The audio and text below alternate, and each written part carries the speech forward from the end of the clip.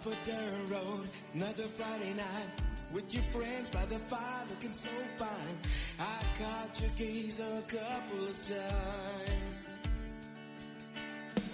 Popped the top off, headed your way. What's your name? Should we dance? What's your body say? I just want some of your time. Shadows as we dance by the fireside. Moonlight shines down like a spotlight. This night I hope that it never ends. Your eyes shining brighter than the starlight. Your touch make me feel everything is right. This night I hope that it never ends. Make the right moves, say the right things. Pitch me now, make sure that it's not a dream. You're everything I could want and more. Got my guitar, to you I'm singing. The way you smile, when you laugh, you got me feeling. I never felt in life so free. Shadows as we dance by the fireside. Moonlight shines down like a spotlight. This night I hope that it never ends. Your eyes shining brighter than the starlight. Your touch make me feel everything is right. This night I hope that it never ends.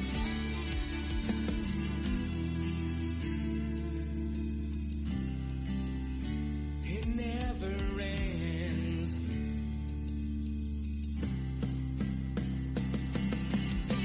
Shadows as we dance by the fireside. Moonlight shines down like a spotlight. This night I hope that it never ends. Your eyes shining brighter than the starlight. Your touch makes me feel everything is right. This night I hope that it never ends. It never ends. It never ends.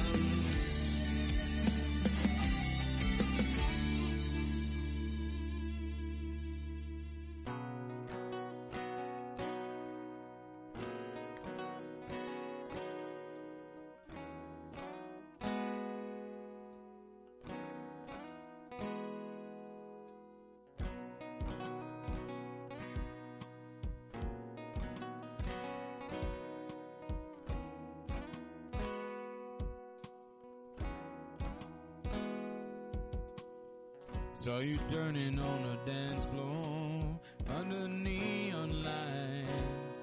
The way you moved when you spun around, and then I saw your smile.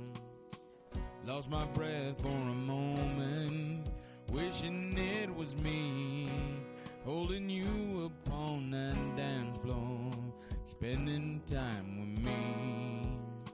I want to, I need to see that smile again, and I pray each night you'll notice me and offer me your hand.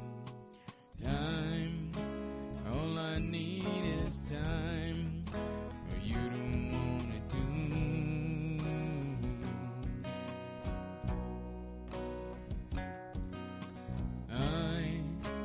I won't stop from trying to prove it all to you.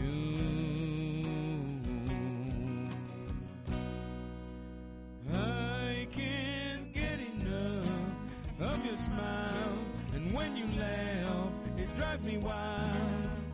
If you could only see the way you move when I see you dance, I wish that you would take a chance on a guy like me. I hope one day you'll see what we just might be. Baby, come and dance with me.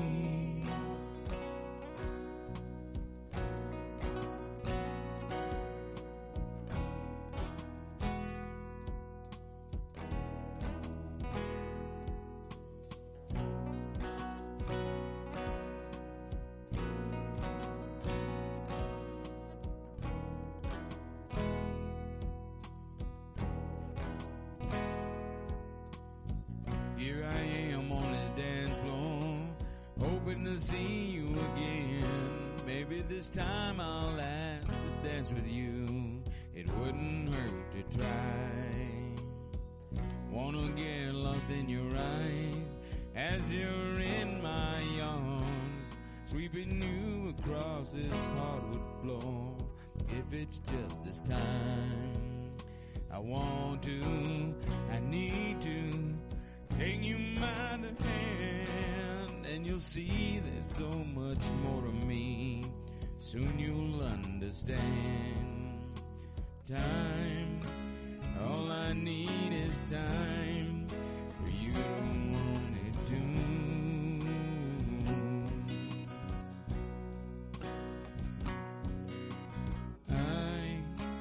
I won't stop from trying to prove it all to you.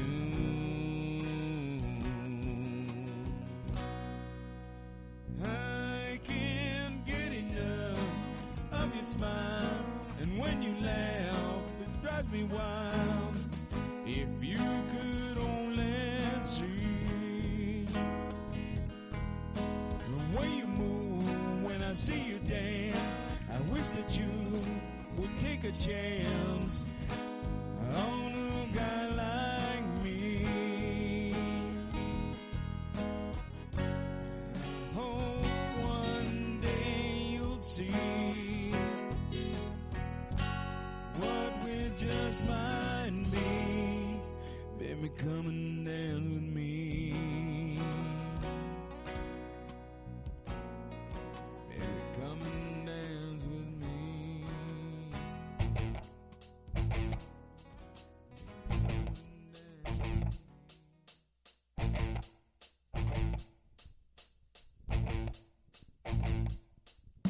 I know you think I'm crazy, girl, but you're always on my mind.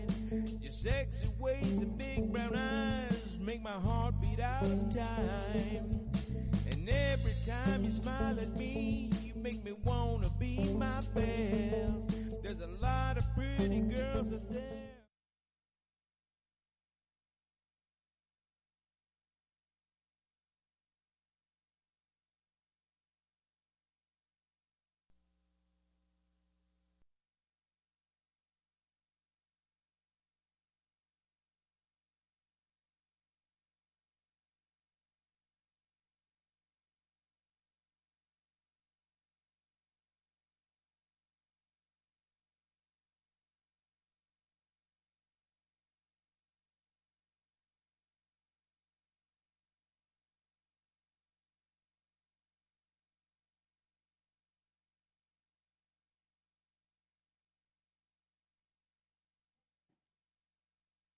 Check 1 2. Okay, all right. I'm in the stream. We are hot. We are ready to go. Welcome everybody. Thank you all of you guys that are watching online. We do have our comedy show tonight. So we got Jennilicious in the house. We have Larry Haney. Larry, what's your partner's name? He's going to get up and do us a little spot too. Trace. Trace. All right. Might call him Tres, but we're going to go by Trace. But thank you guys for tuning in. My name is Phil from the stage at Uncle Mike's. You can follow us online. Check out all the social medias, everything else that we got up there. And like, share, and share. So this is what it's all about, having a good time. We do have open mic on Saturday, nothing tomorrow night. Take the night off, go and watch one of the other local acts at one of the other venues or one of the other restaurants or bars. That's what it's all about, is supporting live entertainment and the people that bring it to you. So without further ado, I'm going to bring up to you Mr. Big T, our MC for the night. Let's give him a big round of applause, everyone in the house. Yeah, thank you guys again for showing up. Restrooms are in the corner. And all of you guys watching online, you got plenty of time to come on down. So thank you guys again very much. Big T. Wow.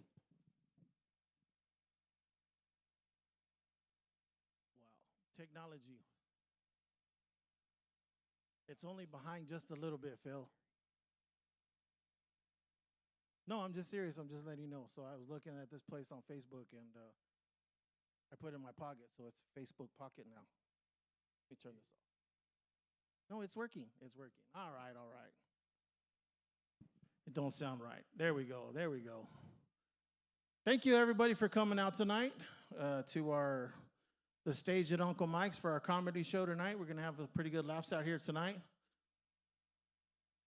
How we doing out there? Woohoo! Woohoo! It's a little lighthearted in here, a little lighthearted. We had so I had a little bit of bad news before I came out here today. So I'm kind of in a mood, and it's a little difficult. But I had a great man who passed away. Considered him like a dad, and he died. And I'm a little twisted on it, but the show must go on, and I know he would want me to continue. And so I came out, and had all kinds of laughs, stuff going on. You know, you got life, you got, with everything that's going on in the world tonight, or today, as a matter of fact, and you try to make jokes out of it. You try to make the simple lives of pleasure, to sit there and say, when you say something that you don't want to hurt anybody's feelings nowadays, or, well, yes, I don't want to hurt your feelings tonight, so if I say something that offends you, unfortunately, I really don't give a fuck, because there's a door there and there's a door there, and you're watching me. So, just kidding. No, seriously, I really don't give a shit. Just playing, guys, just playing. I'm hoping to have a good time tonight. We're gonna hear some laughs. We're gonna hear some jokes. I do have a joke. I said this earlier. So there's two ladies in here that hurt. Actually, yeah, two. And now there's another one and another one. So when I say this joke, please just know that it's a joke, because I really do love women. I respect you. You really do have the power. And any man who says that you don't, fucking lying to themselves. Just kidding. I'm just saying. But honestly, it's just it is a joke. But I'm not gonna say it. I want to. I really do.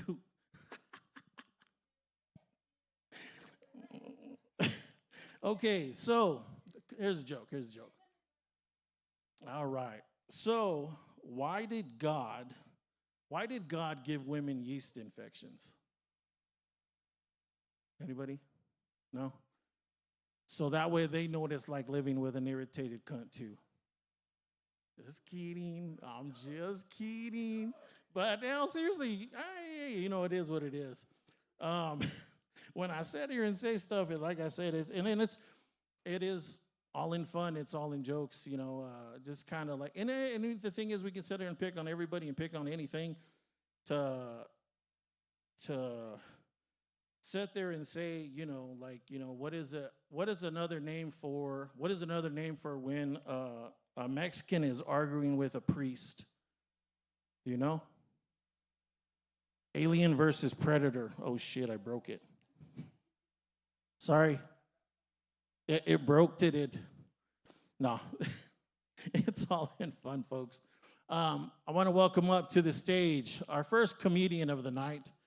She's a really good friend of mine. I absolutely love her. She's like my sister. Jennilicious.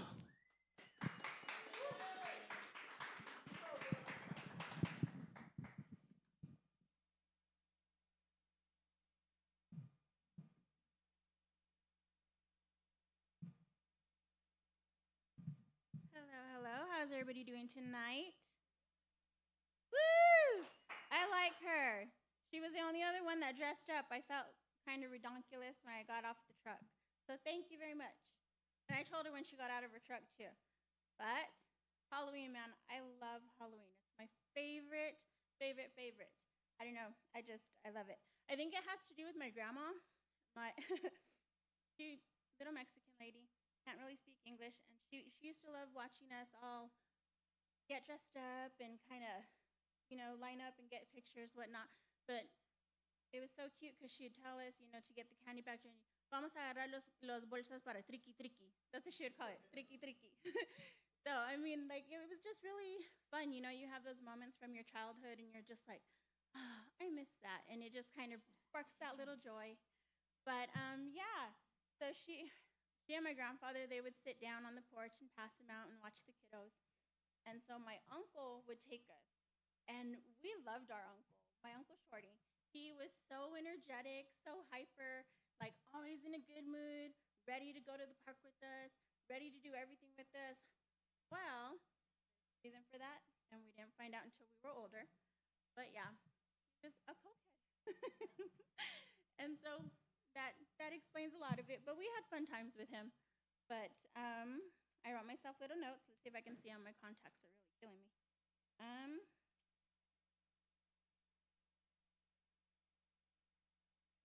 So yeah, I mean, like I love Halloween and I like scary movies and stuff like that.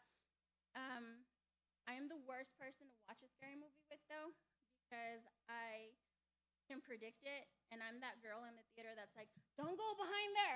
He's in the back. Don't do it. Don't do it." Screaming at the screen like she can actually fucking listen. And even if she could hear me, she wouldn't fucking listen. But I get frustrated. It's kind of like, football, when you see people yelling at the screen, kind of the same way. But, so we, oh, I was going to tell you guys about the reason I, don't get too scared at scary movies is one, because we're Mexican and, your parents traumatize you with scary stories to go to bed instead of, fairy tales, lovely princess. No, we got the Llorona. He knows. The kukui, did you get the kukui too? He knows. Boogeyman, for all you white folks, sorry. Just kidding. But yeah, so, oh shit, I'm sorry. I totally blanked when I looked at her to see if I could see her face. So yeah, we got scared, So when the movie La Llorona came out, did anybody see it? Nobody saw it? Okay, so I'm terrible at recognizing actors. And I'm like, oh, they're from that movie. Oh, they're from this show. So if you guys didn't watch it, or you guys don't remember it. The girl that plays Thelma in Scooby-Doo in the Scooby-Doo movie was the same girl that played the mom in the Llorona. So the whole time, I'm fucking waiting for the mystery bus, and I'm waiting, Shaggy, someone's mask to come up. I couldn't get into it. I just thought it was redonkulous. So that's why, I love it, because I like that little thrill, because it doesn't really scare me. But I can scare the fuck out of myself. And if you're in front of me, that'll scare me too. My husband constantly, he just moves fast, and I'm like, ugh. And he's like, you're right here. Why are you scared? But yeah, so like I said, my husband took us to the corn maze. Anybody went out there? Kind of fun, they changed it up a bit. But we took the kids out, and of course it's dark. And I don't know if any of you guys have ever seen the movie. It's on Netflix, The Tall Grass. So, okay, it's kind of creepy. So you think about it. I know it's not corn, but, going into the field, it kind of just hit me, and I was like, oh. So The Tall Grass is a movie about this big old field of tall grass, obviously. And this brother and sister pull over, and they hear somebody screaming from the tall grass. So, it's not funny, sorry. But they're saying, help me, help me, help me. So, yeah. They the sister tells the brother, and she's like, I think someone's in there, and he's like, no, don't do it, or maybe vice versa. I don't know. I remember. But they go into the field, and they end up getting lost. So the field moves you, but it won't move dead things. So that's kind of how they find their way through things, and there's portals, and so, anyways, my husband, he decides to hide in the grass and start scaring us, right? Me and my daughter, and we're walking through, and so I'm sitting here thinking to myself, I'm like, oh my God, there's going to be a dead dog. And I'm freaking myself out, trying to get my daughter not to freak out, and she's like, and then my husband comes out of the side, yeah. So, I mean, fun times. So, I mean, I can scare myself, but other than that, I'm not too bad at it. We went to the haunted houses over there at the Curry County Fairgrounds. Did anybody get that? Nobody? You guys are so boring. I know. You don't do shit. So, well, we have kids, and, we try to, what? I didn't hear it, sorry. So, oh. See what you did? So we went to the little haunted houses, and there's like 4 of them, and they have like a little hayride, and it's kind of nice, and, they're not allowed to touch you, so it's not too scary. And so my daughter sold it. She's 9. She sold it for them. The whole time she was, any little thing, and she was doing this, and we were walking so slow, and the people behind us were pissed off. So, but,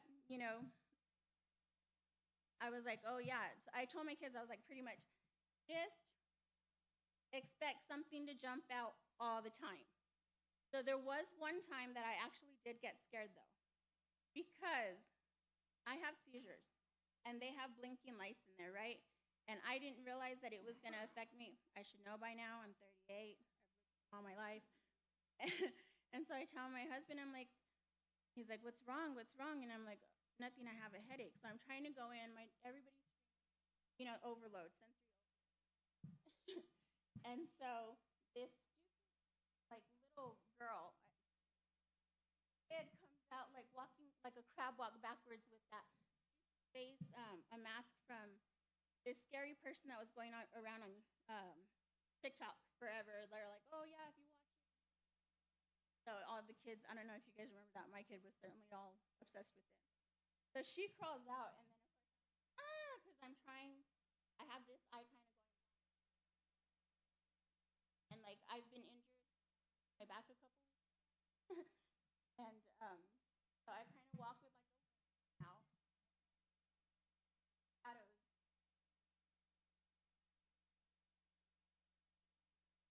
How do I look like? I'm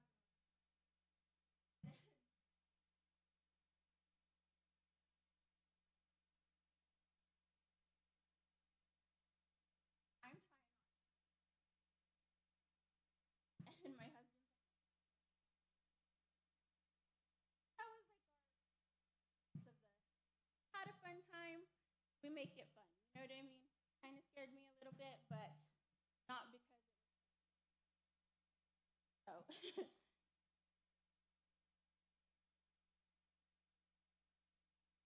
So I was gonna dress up in a hospital gown got from our church. And got it there because my husband and I have both had 4 ER visits since June. Mine, I guess I'll start with mine.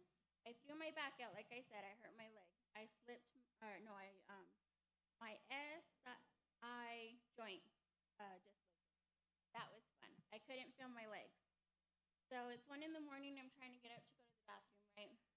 And I stretched to pop my back, like I always do, no biggie. And then something snaps like a rubber band. And it's just like a loud pop. And I'm like, oh, fuck. I'm trying my hardest to scoot off of the bed and get off and, go do what I gotta do. But I can't feel, I kid you not, I can't feel my legs. And so I'm trying to get my husband awake. Finally, I yell at my daughter, and I'm like, look at Daddy, wake him up, I can't feel my legs. And I don't even know how he slept through that, but heavy sleeper. Yes, very hard sleeper. And so she gets him, and, he helps me. But, I literally cannot stand up by myself. But he has to go to work, and he puts the kids on the bus for me. And so I told him, just give me a gummy, an edible, and I'll fall back asleep, and I'll be good until you come at lunchtime to check on me. So I didn't make it to lunchtime. I had to pee again. But he left me with the pool cue from our pool table. So I looped it in our bed, we have a big old pillow top. And, they're heavy, so they have those little strings on them, the handles. So I looped it in the handle, and I was, kind of pulling myself up, trying to get to the bathroom again.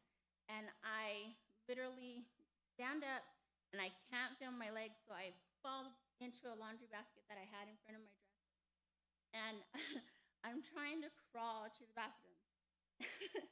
So I can't move my legs because I can't feel them, and I end up falling. And I'm a big girl, so I kind of got wedged between the the bed frame and my laundry basket that was tipped over.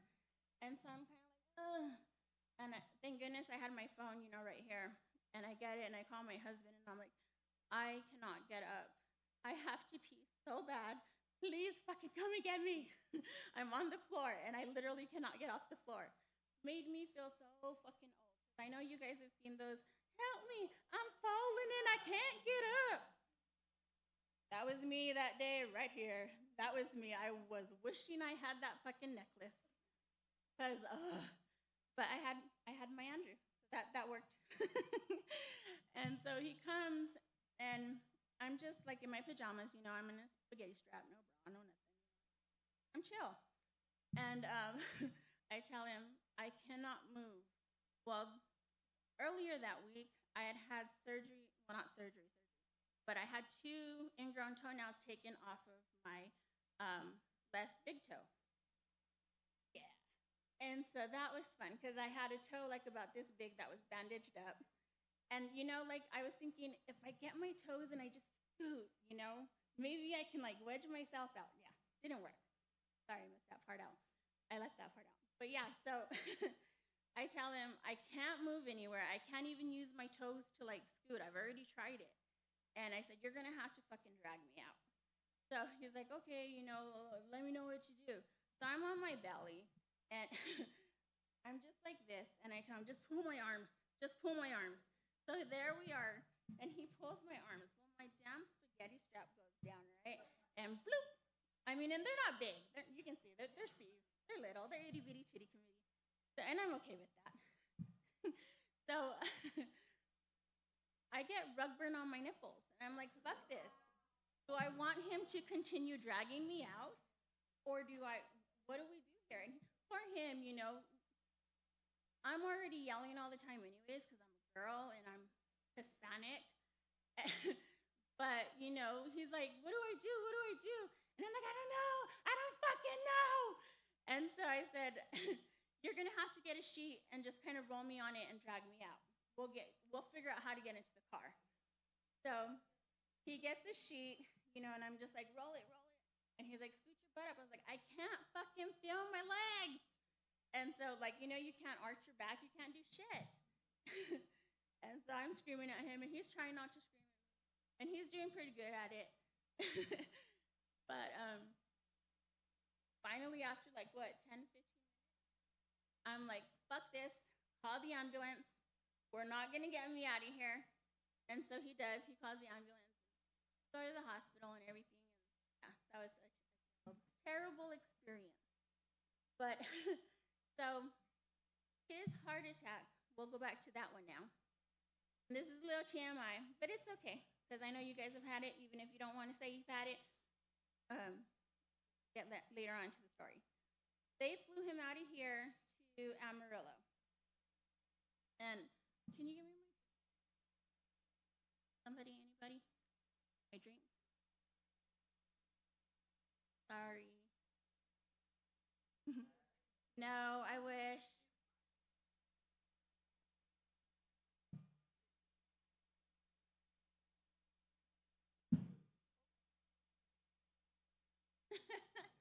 Sorry, y'all.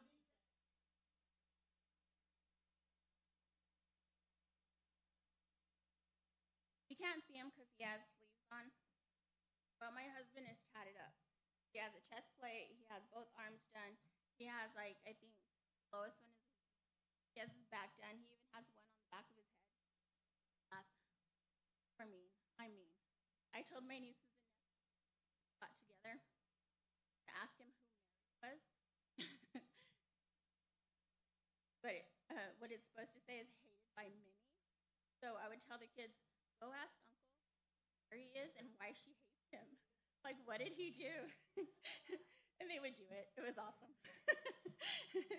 And so he'd be like, oh, nothing. Thank you. But, so yeah, he's all tatted up. So we get there, and I notice he gets there before I do, and I still have my toe, so I'm hobbling along, trying to find this place to I've never been to this hospital. And I walked past this security guard, and I'm like, oh, okay, cool. They have security. I don't know why they'd have it on this wing. I understand the baby wing and stuff like that, but maybe these patients get crazy. Okay, I was trying to make sense of it in my head, and then trying to get my focus off of the fact that my husband had a heart attack. So I walk in, I see that, and I keep walking, and I get into his room. And y'all, when I say I've never seen this before, like I've seen it in movies, but never ever have I ever been to a hospital room that looked like a fucking jail. It had the metal toilet.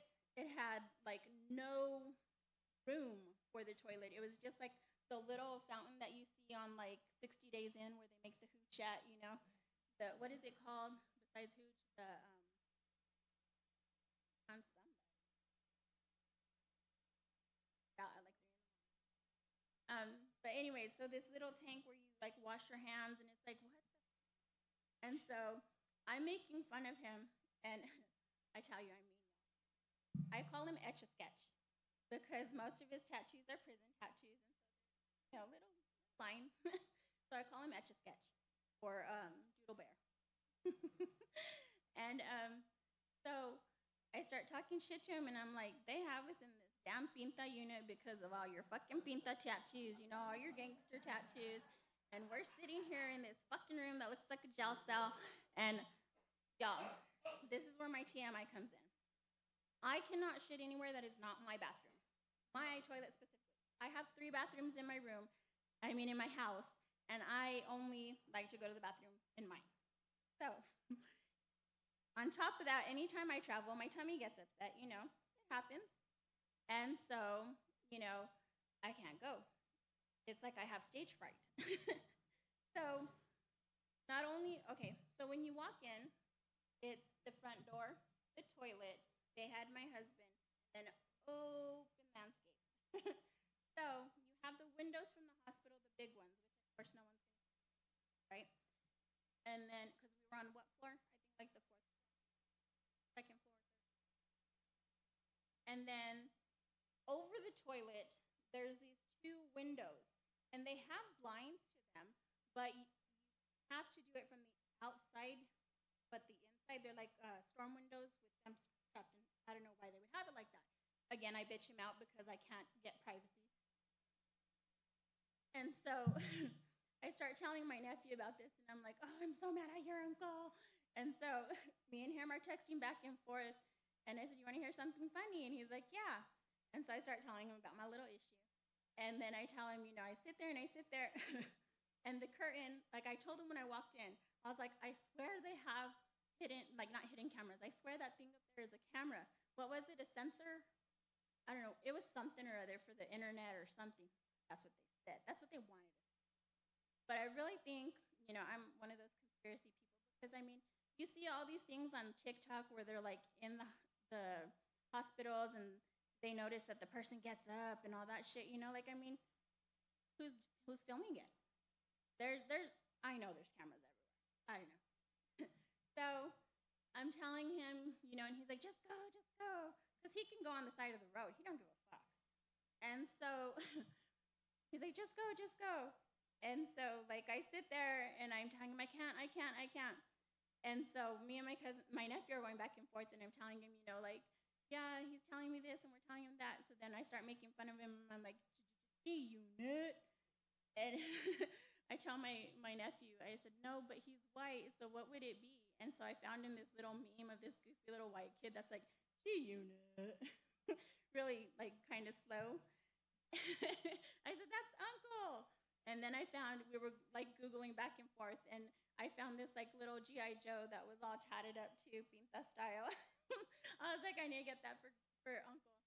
But, yeah, that was the first part of it. The second part is that I was already cramping by then, and if you've ever been constipated, you know what I'm talking about. I was so uncomfortable. I go to the store and I get me, some laxative, and I get me the chocolate ones. Well, I'm always high. I forget that they're laxatives, and I take too many. So, yeah, that was fun. Because every time someone came in the room, like I knew I would have to run to the bathroom and I would sit down on this stupid fucking open toilet and someone would walk in and then I would be like, oh, fuck. And I would feel so guilty because I was like, they're just going to step in here and my asshole's going to bitch slap their face, their nostrils just, But so we just, I don't know. It's been rough. So that was going to be my nightmare costume, the stupid damn gown that they gave us because it was horrible. But yeah. Oh, we were told to tell a joke today.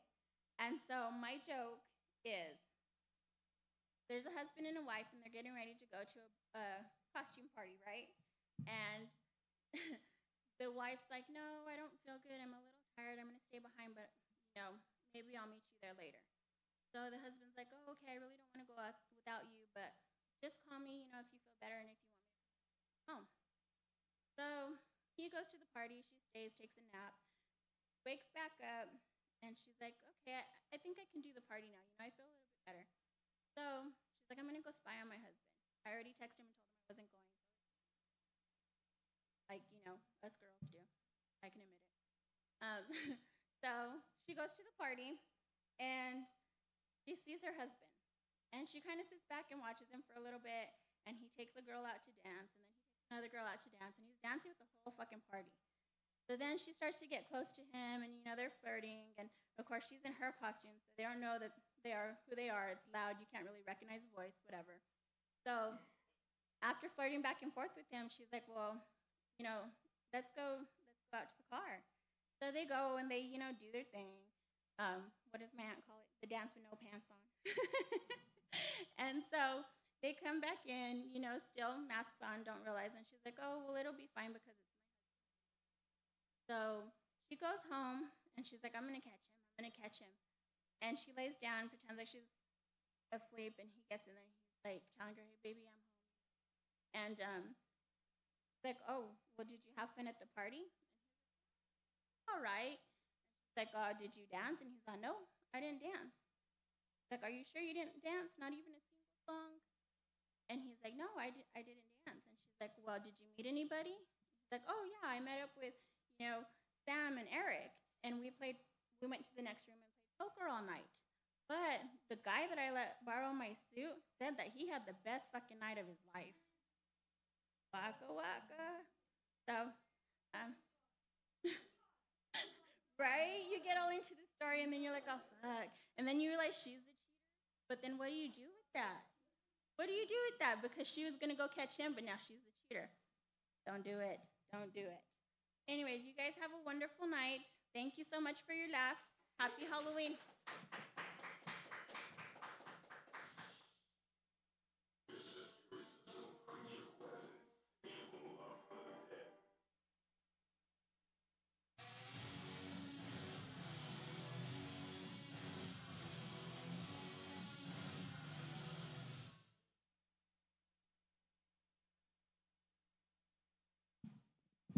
All right, all right. Another round of applause for Jennilicious. Hey, I do have some information for you, though. That G.I. Joe you were talking about, yeah, his name's Gung Ho. I mean, I think that makes it a little funnier. What's up, ho? Gung Ho. Kidding, just kidding, Andrew. Don't, don't try to fuck me up later. You're still my friend. Just thought I'd give her the information, all because of the tatty chest, which I haven't seen. I don't know, but hey, whatever. I'm not looking. I know, calm my tear right now. I don't want to hear your shit. Shush. Okay, no, go ahead. Okay.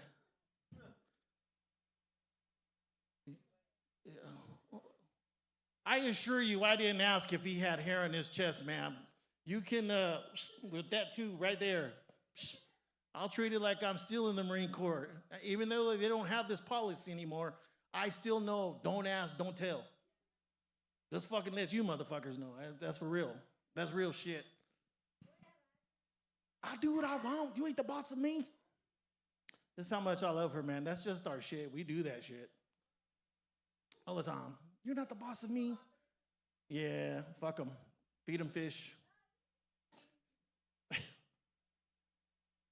Fuck. Yep, fuck them all. Feed them fish. I like it. I like it. It made me think. So that talking about fish, only because he really wanted me to say this. So I came in tonight. Was the first one here after Phil was here. We were gonna help him test the mics and everything. And he goes, hey, I want you to say this joke. He goes, we need to get it in.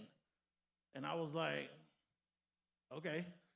And so he tells me the joke, and I'm sitting there like, am I supposed to laugh?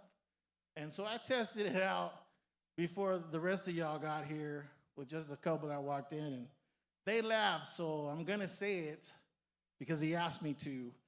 And he said that it was, the guy was asked, he's like, hey, man, how do you eat Navajo tacos? You lift the belly up.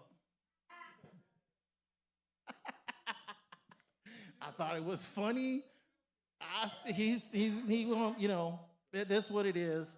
I want to thank everybody again for coming out. We had some new people that showed up late because they obviously aren't wearing watches and can't tell time.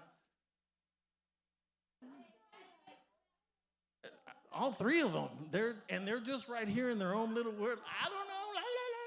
That's all I. That's. Did you drive? Who drove? Oh, so it's her fucking fault. Just then this is all you should have did.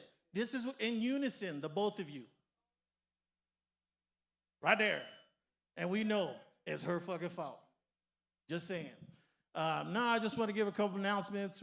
Tomorrow night, they're doing here at Uncle Mike's, they're doing a dress up, so please come out. They're having three bands tomorrow night.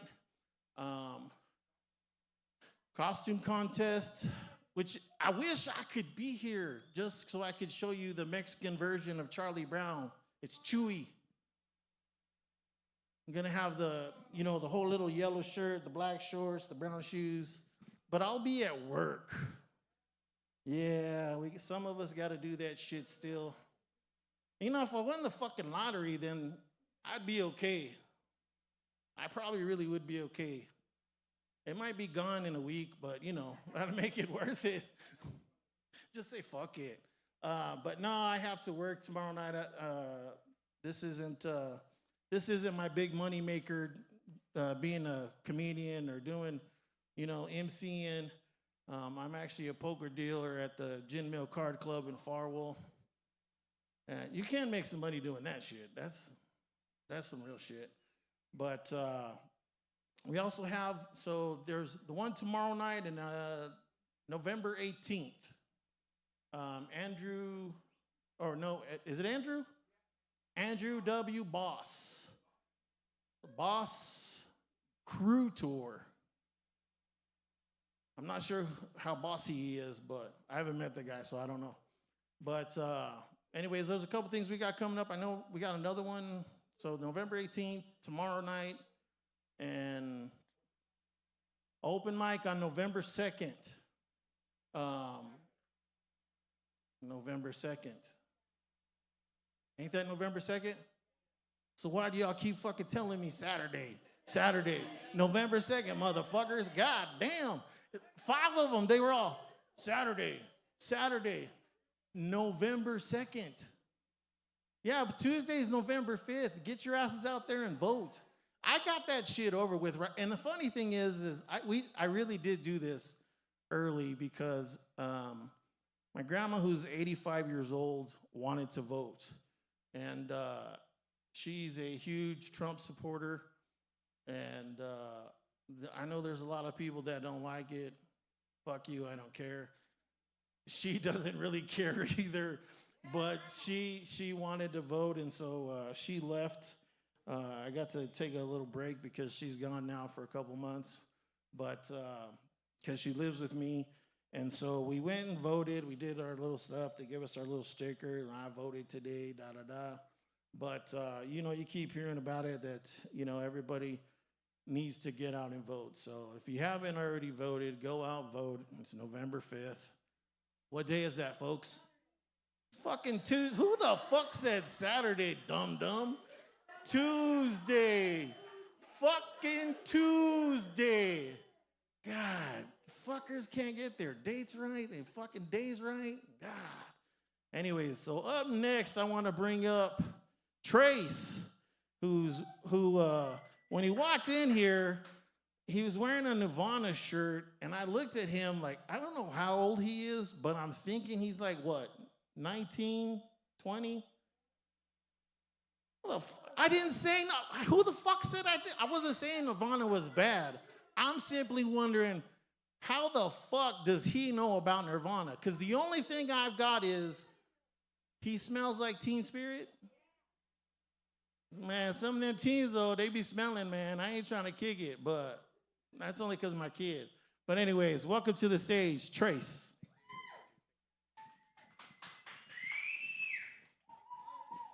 Hey guys.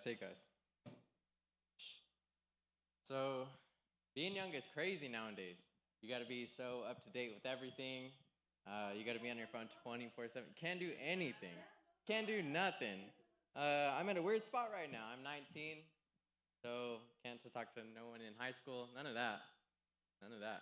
And I got all these 20-year-olds trying to talk to me and stuff. So it's just weird. I don't want to really talk to my aunt. You know, I don't want to talk to someone the same age as my aunt. So, yeah, I don't want them to have to pay for my kids' pass at Disney World. None of that. No, man, and, hey.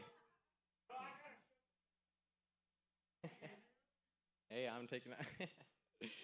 No, and locking down a job is different nowadays. I work at a cheese processing plant, so anything you've eaten cheese-wise, I made that. So, choose wisely. No, man, you gotta be so up to date on everything. I'll take my break, and then I'll come back for my next break, and they'll be like, oh, you missed it? Kanye dropped his new album. And I'll be like, oh my God.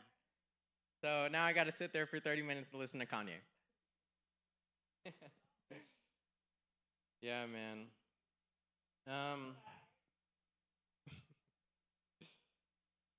Being young is hard. It's not hard, but it's not easy. It's a crash. This is a crash. No, is that, guys? I'm stuck. Someone throw out a comment. I like your shirt. Oh, yeah. Yeah, music taste is different nowadays. Music taste is so different. Because, you know the first time I've ever heard of Russian reggae? Have you ever guys heard of that shit? Oh my God, Russian reggae. It sounds really reggae. Yeah, exactly. Man, no, I've been trying to open up my music taste and take in different aspects of stuff. And I have this coworker, and she constantly talks about this outlandish, like, cultural background. The first time I ever heard about Rocky Mountain oysters was from her, and she said, she was talking about them like they were chicken nuggets from McDonald's. Like, no, ma'am. I get home and I Google search it. I should have put that in my incognito tab. It's horrible, guys. It was horrible. Yeah. Right? She was like, oh, they're sauteed and they're thrown in onions and this and that. And I was like, no, ma'am. No, man, it's hard. No, man, it's hard. Graduating's crazy. You can't talk to people outside of high school now because now it's weird. Now you don't have to be at a place for 8 hours. It's way worse. Man, dating is hard. You know, you can get out there and you can talk as much as you want, but at the end of the day, that person is just going to be a name in your phone, and then they can just be like, I'm not going to answer for like a week. Right, free will? Who has that anymore? What the fuck? Right. Right. The door, the door. Yeah, man. Um, yeah, going into this new stage of my life, uh, you're either going to college or you're working a full-time job, and that's weird. That's weird working. Have you ever been in one place for 8 hours? Gross. No, no, it's just super weird. I'm at this spot where there's people that I went to high school with, and they're like, yeah, I'm having my second kid. Ooh, and then I have other people who are like, oh, I bought my house. Yeah, and I was like, all right. So, way different. And nowadays, there's people who are 15 with 2 kids and 17 baby dad. I don't know how that works. I didn't know we were amphibians. So, yeah, man, it's weird. But man, I enjoy it. I enjoy being able to work and then get off and relax and enjoy myself. Yeah. And at least my joints don't hurt yet. Hey, man, I'm not looking forward to that one. Man, they're starting to, though. They're starting to, though. No, I was humbled recently. I was humbled. At my job, we have to stretch before we go out to work. And recently, I went to a party and had a few shots. And then there was an electric bull. Me and him locked eyes. It was a connection, guys. It was a connection, honestly. I got his number after and everything. But no, he tore me up. And then I get to work. Tore me up. No, so I get to work and I'm stretching. And, I'm stretching and everything is locking up, guys. You don't even know. So I'm leaning over, and then my coworker, and he's like, that oldness hitting you now, huh? Talking all that shit, huh? Yep. And man, I was humbled. Because he was stretching better than me that day. So long story short, I broke out his windows. No. No, but it's different, guys. It's different. For you younger people, it'll hit you one day. I'm getting up there now. I'm about to be 20. Who's 20 anymore? I've never heard anyone that hit 20. Old people. People that walk with canes and have their hand on their hip. Yeah, no, yeah, it's enjoyable. But if it sucks you're getting old, you know? And you can tell because you have less interest in stupid shit now. Right. Now you're watching Netflix documentaries. Who the fuck? Right? Never thought nature documentary would be so good.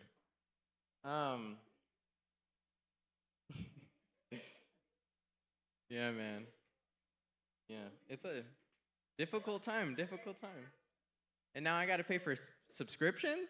My mom's not going to pay that for me anymore? What the fuck? But no, yeah, it's a hard time now. It's a hard time nowadays. Now I got to pay rent. Now I live by myself, and who wants to do that? I can't just freeload anymore. That was like the best time of my life when I could freeload. So now I'm living on my own. I actually got to pay rent and take out the trash. Yeah, man.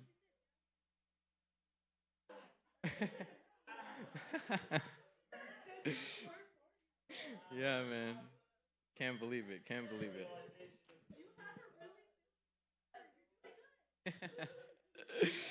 Yeah. Yeah, man, it's different. And then you get to enjoy older stuff now. Like you actually enjoy going to the park. When you were younger, you never enjoyed going to the park. I guess so. No, now you gotta drive places. You gotta drive yourself places. You don't have a chauffeur. You don't have nothing. Yeah, that's gross. All right. Right. Yeah, no, it's sickening. Well, that'll be it for me, guys. Thank you guys for a good night and a few laughs.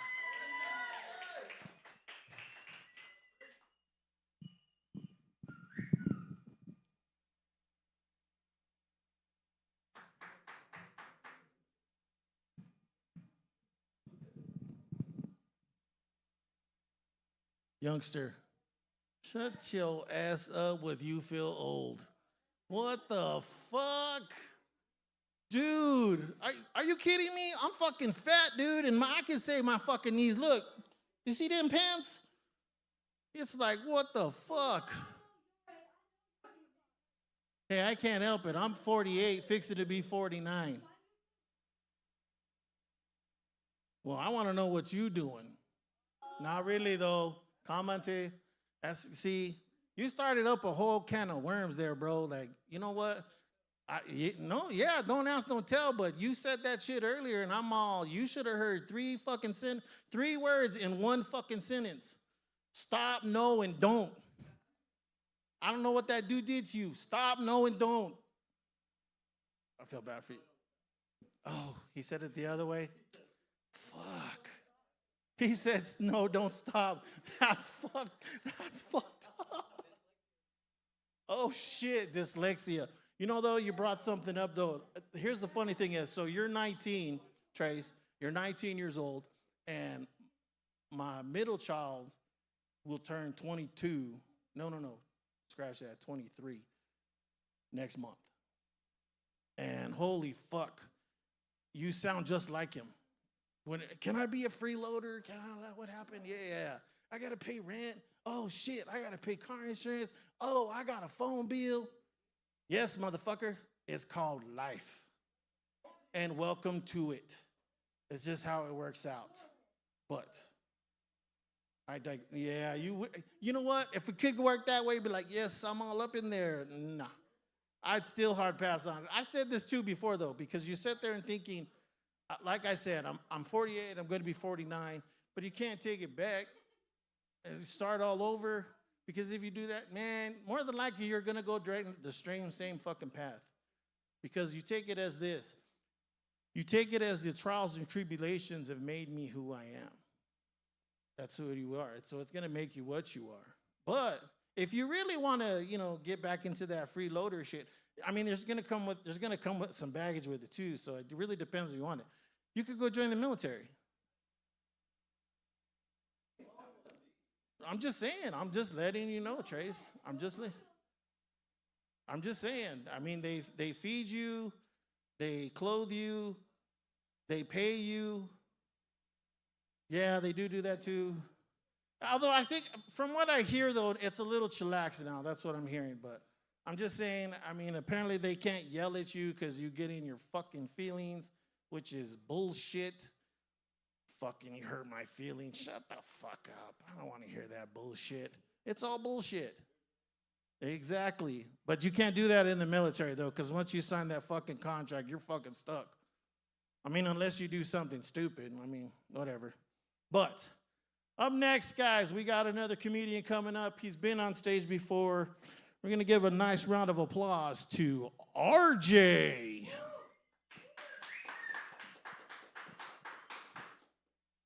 Take your hands out of your pockets when you come up here, motherfucker. Exactly. Yeah, that's exactly why I'm saying that. Hey, what's up, y'all? I wasn't sure.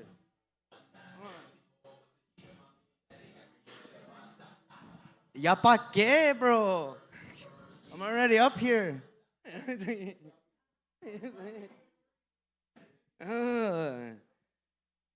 So I wasn't sure where I was gonna get started. Trace, that's fucking crazy. I thought you were a little bit older, and I also thought you were like, I mean, you probably are like kind of like my boss in a way, right? Right? I ain't doing shit you tell me from now on. No, I'm just kidding. No, I like, it's crazy because I didn't expect that. And yeah, we do happen to work at the same place. That's fucking crazy. Before I get started, these are for entertainment purposes only. Ladies and gentlemen, I am saying that for the viewers that may or may not be viewing online because my mama might be on there. So, I'm not I'm not sure how we're gonna get started tonight. There's a lot to talk about, you know what I mean? Holy shit, we got the whole Diddy stuff going on that I'll probably get into here in a little bit. Yeah, that's a lot. Yeah, not just kidding. All right, so man, so let's talk about life for a little bit, right? You know, there's just so much going on everywhere. Everything's just so fucked up. You know, I'm probably gonna sound a little bit like George Carlin, you know, because it's gonna be like sound like I'm preaching a little bit. But by all means, please do go out there and vote, but understand that it is a numbers game. You know, the other day, my parents are sitting there arguing about this shit. And, you know, we have a lot of, I don't know, I guess differences going on, you can say. And our differences do lead to arguments, but only to a certain elevation, you know. And I told them, I was like, yo, that's crazy, you know, because I was telling them, I was telling my mom about that, you know. I was like, you know, that's crazy because, you know, we do get to sit around here, we do get to sit here and talk shit to each other, but, like,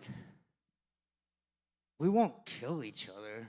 Not over politics. Like, yo, you fucking steal something from my plate, I'm gonna fucking choke you the fuck out. Right there, Thanksgiving dinner.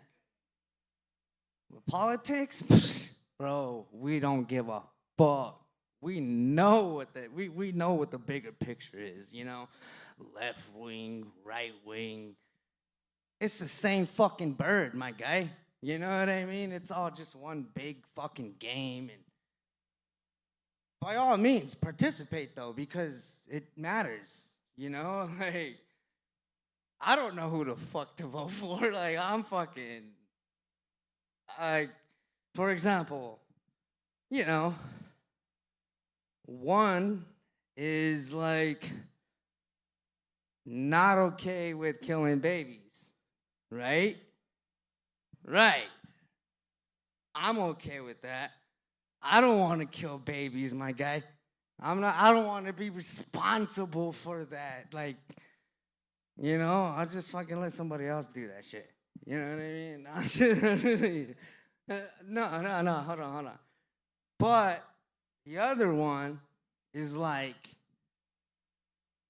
I think you should get them titties. I think you would look great. Even though you got a dick, but like, I think you should do it. Yeah, you would look fantastic. You see what I'm? Yeah, see, I love it. I love the reactions that I'm getting. That honestly, I love it. But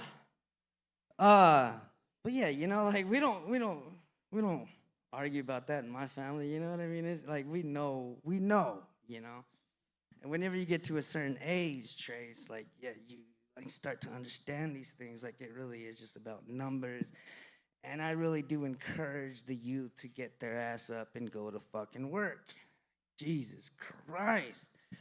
My parents was talking the other day, and they was like, I don't know where, you know, where this generation went wrong. Sorry, I had a little bit of drink before I got up here. I was doing so good right up until there. No, but so I was talking to my parents, and you know, I chimed in to a conversation they were having. I don't know where this generation went wrong, my dad was saying. You know, they're just a bunch of lazy, entitled motherfuckers, you know, and so I hopped in, and mind you, before I tell you what I said, This was probably like the 1 in 100 times that my parents agreed with me. Okay?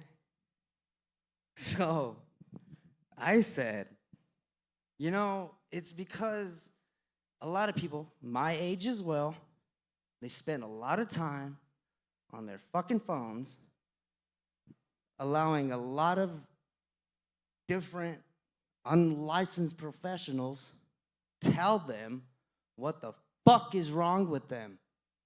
Motherfucker, ain't nobody that can tell you what is wrong with you unless they got a hand up your ass. And the only person that's gonna have their hand up your ass is a goddamn doctor. Now, if you ain't that doctor, they shouldn't have an opinion on who the fuck you are. And that's why I don't go to the doctor.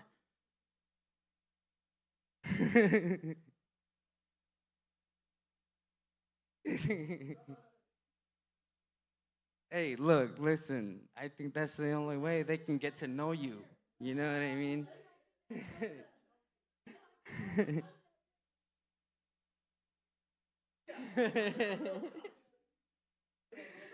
Oh, man. Yo, man. I've worked, that's why I encourage the youth to go to work, to make money, but work the hardest job because they pay the most, They may not have the best benefits, but they got good benefits, and that's what it comes down to is maybe not just being a, man, but now, everybody's got to go to work. These inflation rates are fucking ridiculous. You know what I mean? That whole, stay at home. No, you can't. I would love to fucking have a stay-at-home mom while I take my ass to work. You just stay at home and take care of the goddamn kids, cook, clean, and do all the shit that a stay-at-home wife is supposed to goddamn do. But, man, you don't have fucking... Dude, look, I got two choices. Do I want to fucking do I want to have a house, where I can buy groceries and fucking enjoy life? I can only do that as a single person, though. But the other option is, do I want to buy a car and live out of it? Yeah, these are the options I got today, bro. That's a good point, because do I want to cry inside of a fucking slug bug, or do I want to cry inside of a Mercedes-Benz? That's a good question. They got good leather. You can wipe those tears away. Yeah, see, we're getting the good questions tonight. All right. Nah, real shit though. Man, this is crazy. All right. Now, we're going to talk a little bit about me, all right? So me, my daughter, and her mom, we're really cool, all right? We're split up, the whole shebang. But me and my daughter, we're like this. I am in her phone as dad/favorite parent. You know what I mean? And I will brag about that every fucking day. So anyway, so me and my daughter's mom are so cool to the point to where I can call her up right now, bro. I can call her up and be like, hey, look, listen, I'm bored. You want to have an argument for old time's sake? Dead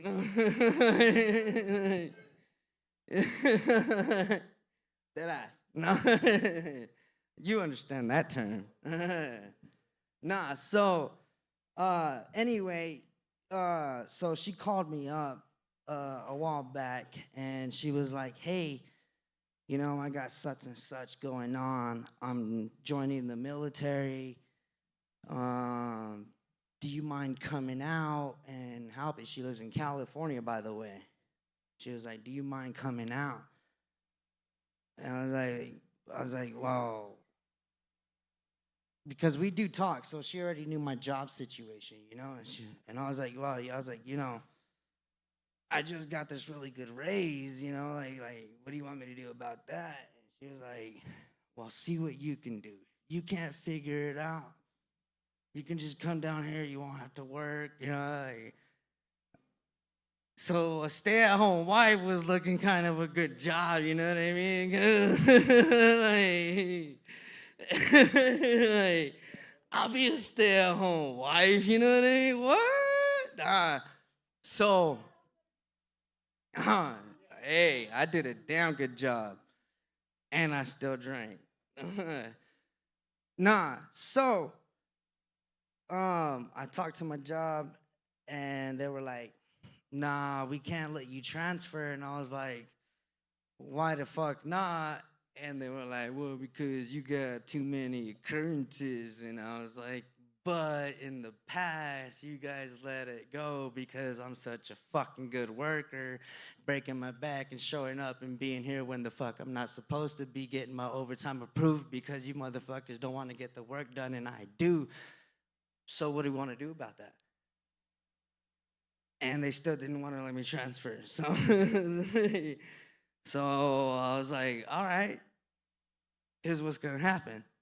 You know what I mean? Because I saw it as a opportunity to experience. You know what I'm saying? So I went out there, and I still got me a job, by the way. I was actually working 2 jobs out there, and it was fucking amazing. My second job was sailing. Yeah, that shit was dope as fuck. The dude that I was sailing with was kind of weird, but like, we're out in the middle of the ocean. If anything happens, a motherfucker go missing, and yeah. It's like, man overboard. I learned all the laws. So I'm out there, man, and so regularly, since my daughter was probably about 6, I get her every summer and winter break. But now I was in Cali for a little over 8 months, I think. And while I was down there, my daughter got to know a part of me that she had never seen because she had never lived with me for a long period of time, other than 4 or 2 weeks. 4 months or 2 weeks. You understand? But I also got to see a part of my daughter that I had never seen. And whenever I got to see those parts, I'm like, yeah, I don't like your fucking friends. You know? And she's always like, yo, why? They're cool. Because, like, just so y'all know, a parent knows. I don't know, Trace, just know. A parent knows. A parent knows. You think we don't fucking know? We fucking know. Every goddamn time. You want to know why? You want to know why? It isn't because we're fucking your parent. It isn't because we're your parent. It's because we are spiritually entwined. You are our child. We fucking know. So when you are lying, we know. It is only a matter of what are we willing to fucking deal with? You know what I mean? And that's exactly what it came down to. I dealt with a lot. And the reason why I know I dealt with a lot is because whenever I came back to New Mexico, my daughter's mom called me about a month into being back, asking me why my daughter had to have a talk with the cops. And goddamn, other parents are fucking snitches, bro. God damn. I handled that shit, all right? Let me tell you why I like to live logically instead of being right. Because as long as you're living logically, you won't have an issue on having to argue why you're right. You understand? Now, hear me out. Here's why. Because when my daughter's mom called me to ask me about said situation whenever my daughter had to talk to the cops, okay, fine, whatever. But it was because my daughter ran away. But, mind you, I ain't speaking nothing on the matter. I am not talking. I am just listening. She is yelling, hurting my feelings. So I tell her, do you want to talk about why she was talking with the cops? Or do you want to maybe talk about on a possible situation where my daughter might be? It sounds real, but I know I'm right. And here's the reason why. Reason why I know I'm right is she hung up. She had no more words to say. When she stops, that's how you know. I think that's how you know. When a woman is done yelling, that's how you know when you're right. Because she didn't. Let me help you understand something. She has, what's that phrase? Me by the balls. You know what I mean? No, really, think about it. That's how I know when a man is right, a woman won't argue. Because she could choose. She could be like, hey, you know what? Child support.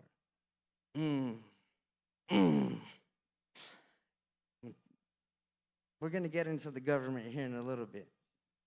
But, so, that's how I know. Because if I was wrong, she'd be like, hey, you know what? You're out of your mind. You shouldn't speak this way. As a matter of fact, child support. And that's every woman's, I've noticed it. I've literally noticed it. Like, I've seen it. You got a better job than me, child support. Not just playing. I'm just playing. I'm just playing. She's in the military, so she's probably going to choke me out after she sees this. Shit. Hey. Watch out. She's going through a divorce right now. It's a really hard time. Hey, no, so check this out, right? I don't give a fuck, so I'm going to talk about it. So the reason why I found out about her divorce is because whenever I moved to California, I had to team up with her stepdad while she dipped off to the military back on California. All right? So that's also how I found out my daughter's an asshole. By the way, it's not illegal to call your child an asshole. It's only frowned upon. So I'm being at the best parent that I could be, and my daughter don't like that, and I also happen to not give a fuck. So she goes to school, and like I said, me and her stepdad are teaming up with her and her little brother, which is not my child. But that's her brother, you know what I mean? So that dude calls me uncle, okay? That's how close me and my daughter's mom are. That's how good we are. So, like I said, some shit flared up. I said some shit my daughter didn't like because I'm her dad. And this particular day, her teacher happened to ask her about her two dads. And y'all know what the fuck I'm saying. Well, because my daughter's pissed, she didn't bother to correct her fucking teacher. You guys can only imagine. I'm not going to talk about it. You just imagine what I had to go through whenever I showed up to school for that entire 8 fucking weeks. Not the 8 months that I was, because I eventually corrected them. But that whole 8 weeks, I did notice it. I really did notice it. All these hot single moms just looking at me. And I know what I am, you know what I'm saying? But they think no, so like, They think I'm gay the whole fucking time. And when my daughter finally told me about this, no, sorry, actually, it wasn't her punk ass that told me about it. It was her teacher that said something, and I was like, oh, this bitch. You know? So we went home that day, too, and I told her, I was like, you know what? Because of this bullshit, I'm going to let this ride. We're going to see how far it goes. And we're really going to see what happens. No, but that's, I'm just saying, that's how I found out my daughter was an asshole. Like, she has so I called her up the other day. I know I'm fucking leading off track a little bit. But I called her up the other day. And the minute she hops on the phone, she was like, hello? Yeah, hey, hold on, I can't hear you. I was like, hey, Bella. She was like, hold on, I can't hear you. This fucking bitch got me with her fucking voicemail. Like, I thought I was talking to her the whole fucking time, my guy. And the only reason why she did that is because my voicemail, and I pray to God my job never calls me to go into work, because if I miss that call, they're going to hit these nuts. And that's why she did what she did, because she was like, how can I best this guy? How can I get him?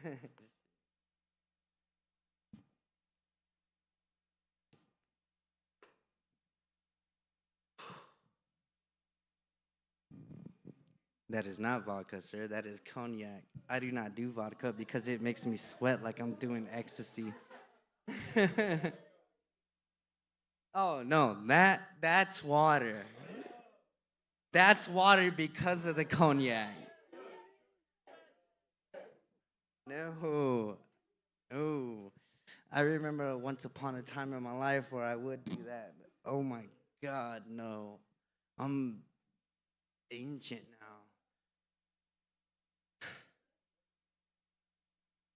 Me, 19? Buddy, I wish. I fucking wish. I just look this good because I don't do drugs. Sorry, hold on. Heavy drugs. Yeah. I love the good stuff. I don't know what that is to you guys, but if I may inform you, it's alcohol. That's how I deal with my family, my job, and every woman that comes into my life.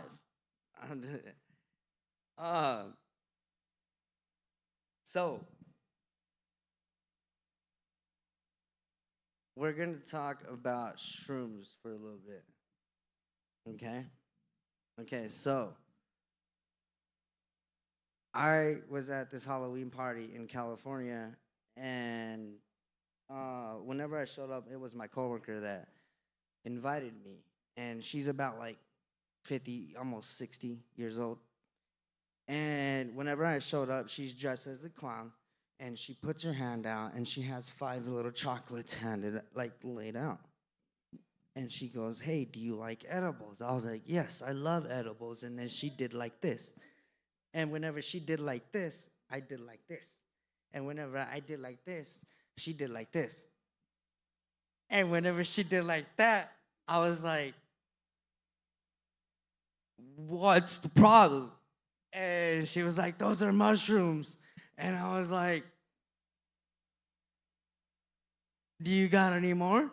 And she didn't have any more. But her husband was her husband was on the way. All right, cool. I think I could wrap this up. I don't usually do that, but anyway.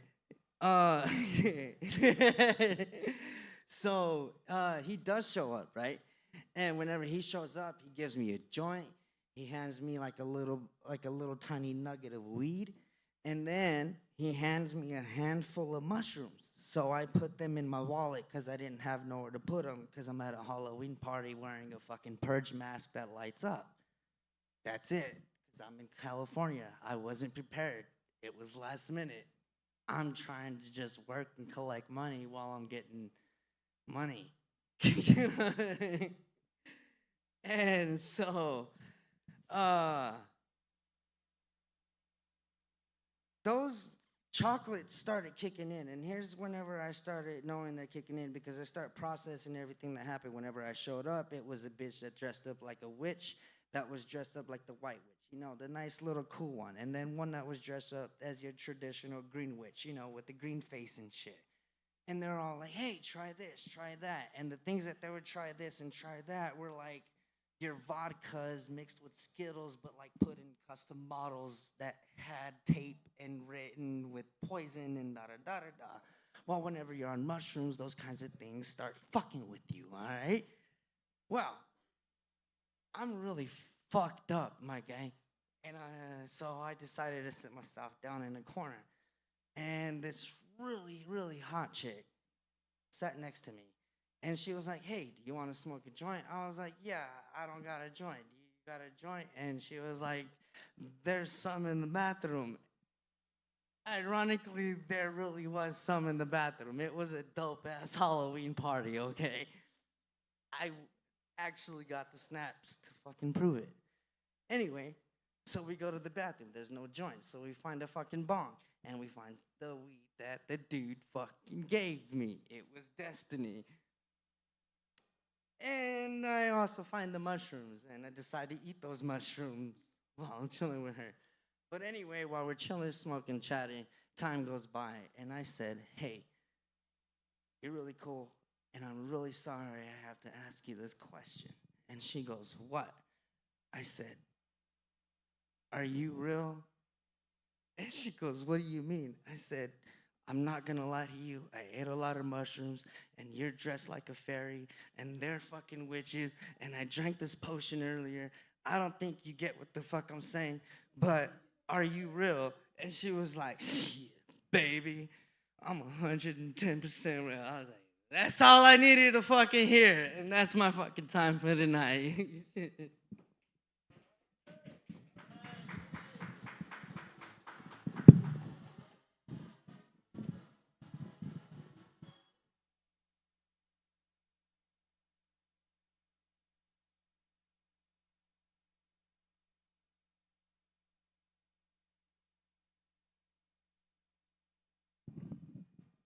All right, all right. Another round for RJ there.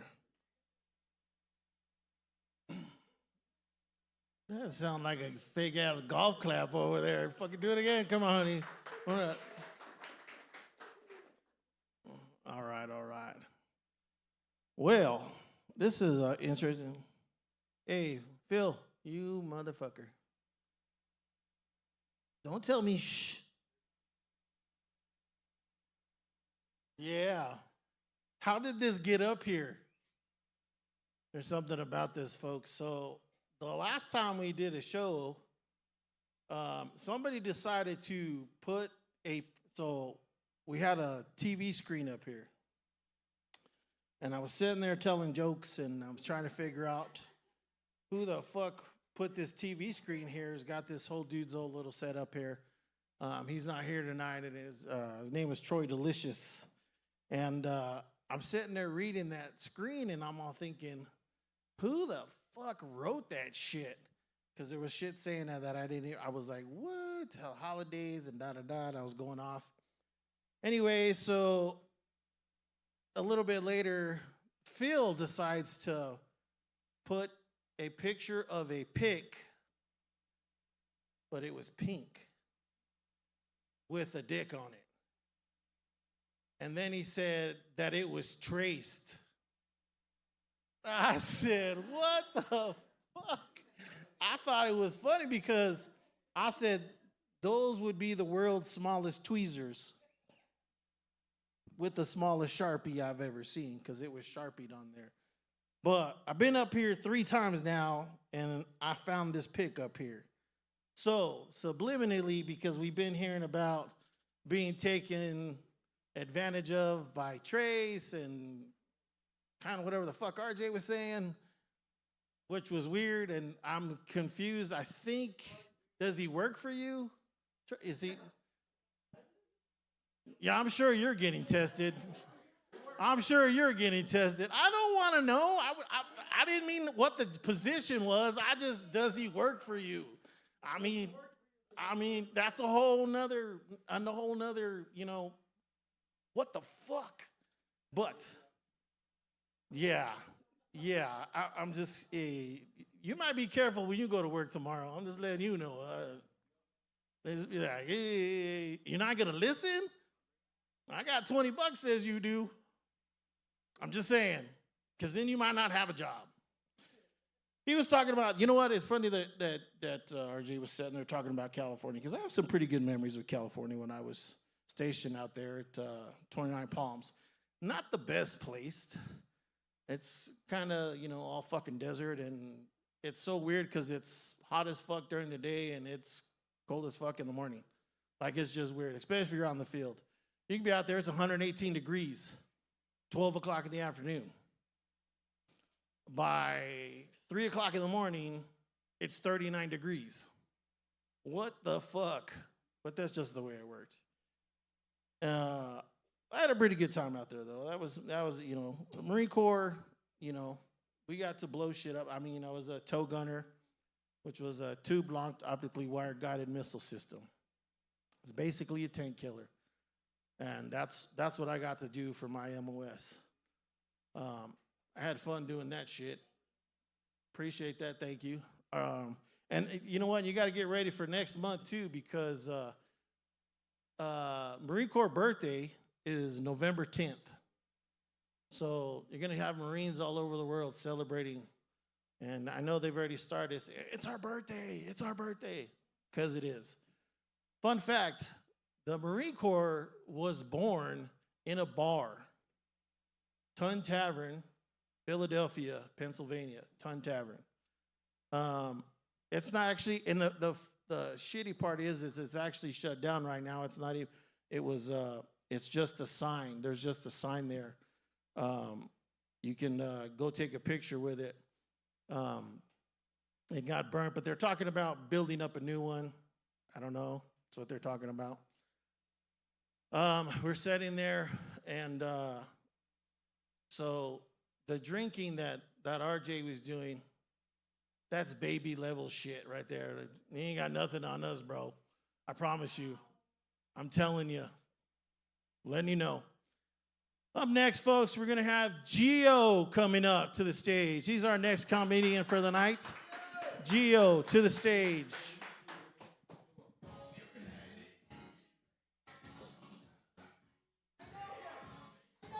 Let's go, Gio. Let's go, Gio. What's up, man? How's it going?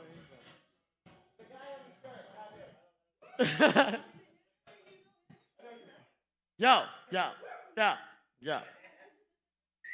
Legends know each other, dog. How's it going, everybody? My name is Gio, a.k.a. Triple G, a.k.a. Mr. Baby Daddy. I got 5 kids, in case you didn't know. That's roughly one for every inch. That's besides the point. So I'm just gonna get it out the way. I know what you're looking at. You don't know what the fuck. I'm not native, and I'm not Samoan. I get that shit a lot. I'm just a fat Mexican with long hair.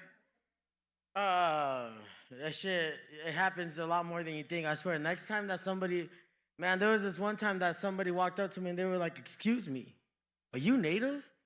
And I'm standing with my mom. My mom's this old Mexican lady. She's already 50, you know what I mean?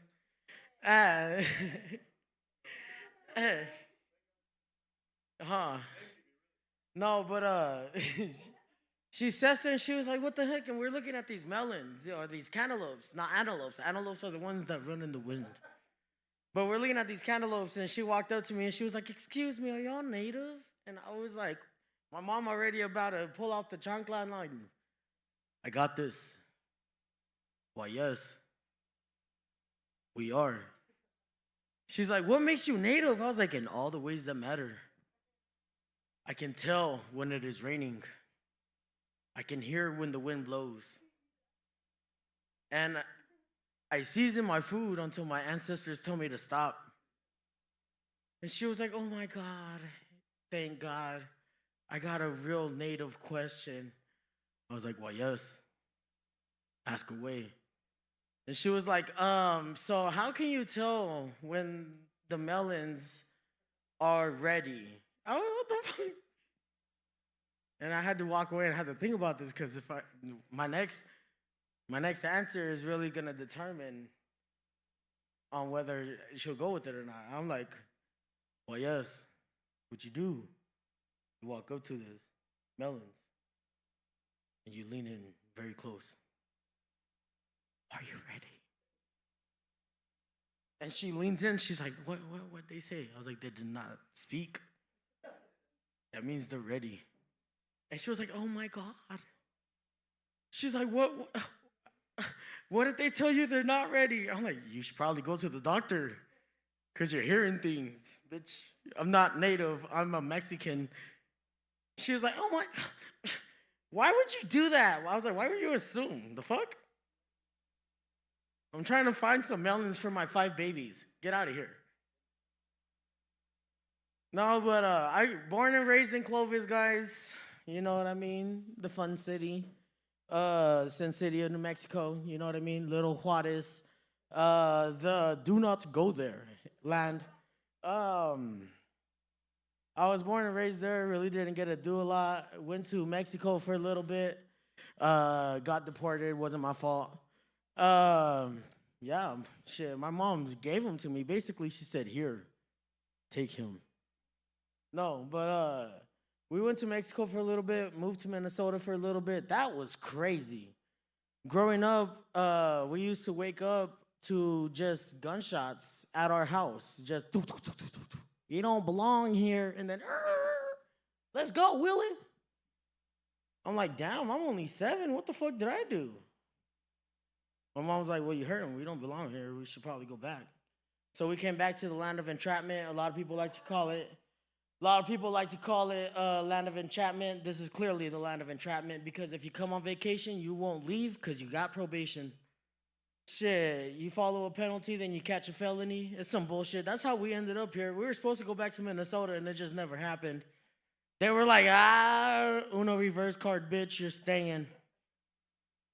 But it's okay. I am the person I am today because of everything that happened, and a lot of the things that made me cry gonna make you laugh, and that's what I want. Growing up, they didn't really have much to do. I mean, I started working at 8 years old, picking rocks in 50-acre fields, and that was fun, I guess. You see little rattlesnakes here, you scorpion there. What was scary is when you saw the boss. Ahí viene. Hey, ponte atrás. You gotta pretend you're picking up rocks and shit, and they're like, oh, hey, he said good job. And they're like, can we go home? You got money? No. So why you wanna go home? You know, and that's how it was. And then if you didn't wanna work, you couldn't go to school, because in Mexico, you gotta pay to go to school. And I didn't know that. You know what I mean? Couldn't even speak Spanish at the time, so I'm just sitting there like, yo, they're telling me to do a paper route, and then they're like, vete pa' allá, luego pa' allá, luego pa' allá. I'm like, you know what I mean? It was just crazy over there, man, madness. Growing up, my mom had 7 kids, so that's where I got it from. Then my grandma had 10, my great-grandma had 17, so I'm really just carrying on family tradition, you know what I mean? I'm actually behind. I need to catch up. You know, the economy kind of stopped me at 5. It's not my fault because we can't buy and pay bills with lambs and pineapples anymore, peaches and shit. You hear everybody, I bought my house for an apricot. Like, bitch, fuck you. I lost my left testicle and I had to stop having kids, and you get a fucking, just so I could pay for a rent. Like, what the hell? and you get to buy a whole ass house. Oh, now my house is worth $100 million. ¿Sabes qué, güey? My shoes, got them on sale. You know what I mean? Because that's what we do. Where I'm from, we don't flex about how much money we spend. We always flex about how much money we saved. And you know why? Because in order to have money, you got to spend your change so you can have your money for bills. So they're over here like, look at this off-white Gucci shirt. It's like, bitch, I got the same shirt in a pack of 10 from Walmart. You better stop. You paying for a name brand.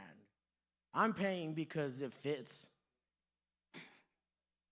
You know, and it's hard. It's hard for me to find clothes because I've always been big. My whole life I've been big, and I blame my mama.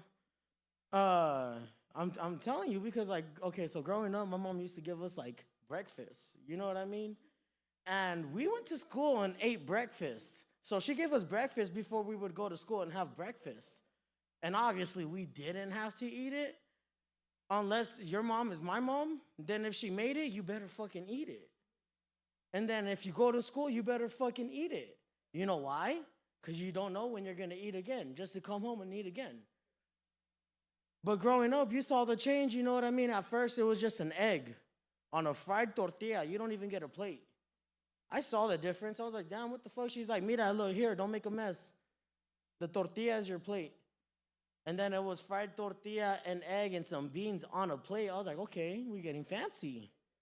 You know what I mean? And as I got older, it was like a steak, egg, tortillas. I'm like, Mom, what the fuck is this? This is dinner. She's like, ¿Cómo que no? It has egg. Tiene huevo.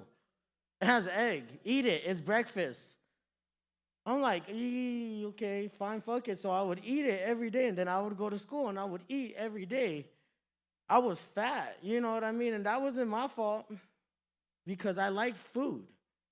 You know what I mean? That was my mom's fault because she made me like food. She could have been like, hey, mijo, go run, go play sports. And instead, she was like, you better eat. You know?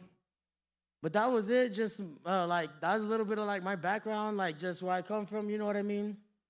As I got older, you know, I started like working. Like I said, I started working at 8 years old. And then came to America, started going to school. That was weird. Because to go from like making money, and you know you're making money, to going to school, sitting there in class, like, damn, I could be making money. You know what I mean? And then they were like, hell yeah, Jill, you passed the test. Like, how much you pay me?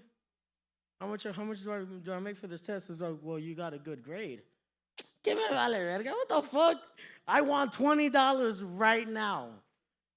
Shit, wasting my damn time. You know what I mean? And then, shit, I was that kid that had the candy in the backpack because I wanted to make money so bad. So I'm like, hey, come here. I got all of these Mexican lollipops right here that you want. I got the fucking watermelon. I got the corn with or without chamoy, you feel me? I got the fucking gumdrop buttons, you feel me? I got jelly beans. You like jelly beans? You like jelly beans. You know what I mean? I was that kid. One day I showed up and I was selling burritos. The school didn't even know what to do.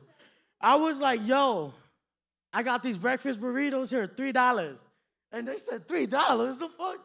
All of a sudden, all of the kids with free lunch had money. They were like, yo, you got them burritos for $3? They pulled me out of my class. They pulled me out of my class, and they were like, hey, bro, look, so we got our own canteen, right? Well, I love that you're making money. I love that you're doing your thing. You do you. We also trying to make money, and we got a little canteen going on over here. We didn't make no money today. I'm like, shit, you don't say. Shit, you said, how much in the canteen? Shit, with me, $5, they get 2 burritos and a drink still. Like it's 1980, what's up? Shit, nothing's the same. My grandma used to tell me, she was like, oh, these little kids don't want to go out. They don't want to be out in the street. I was like, Grandma, kids are getting shot these days. She was like, well, they were getting shot in my time. I was like, yeah, but you were drinking cocaine, so you was able to move like that. Can't catch me. Then MC Hammer playing in the background. Dun, dun. Can't touch this. You know what I mean?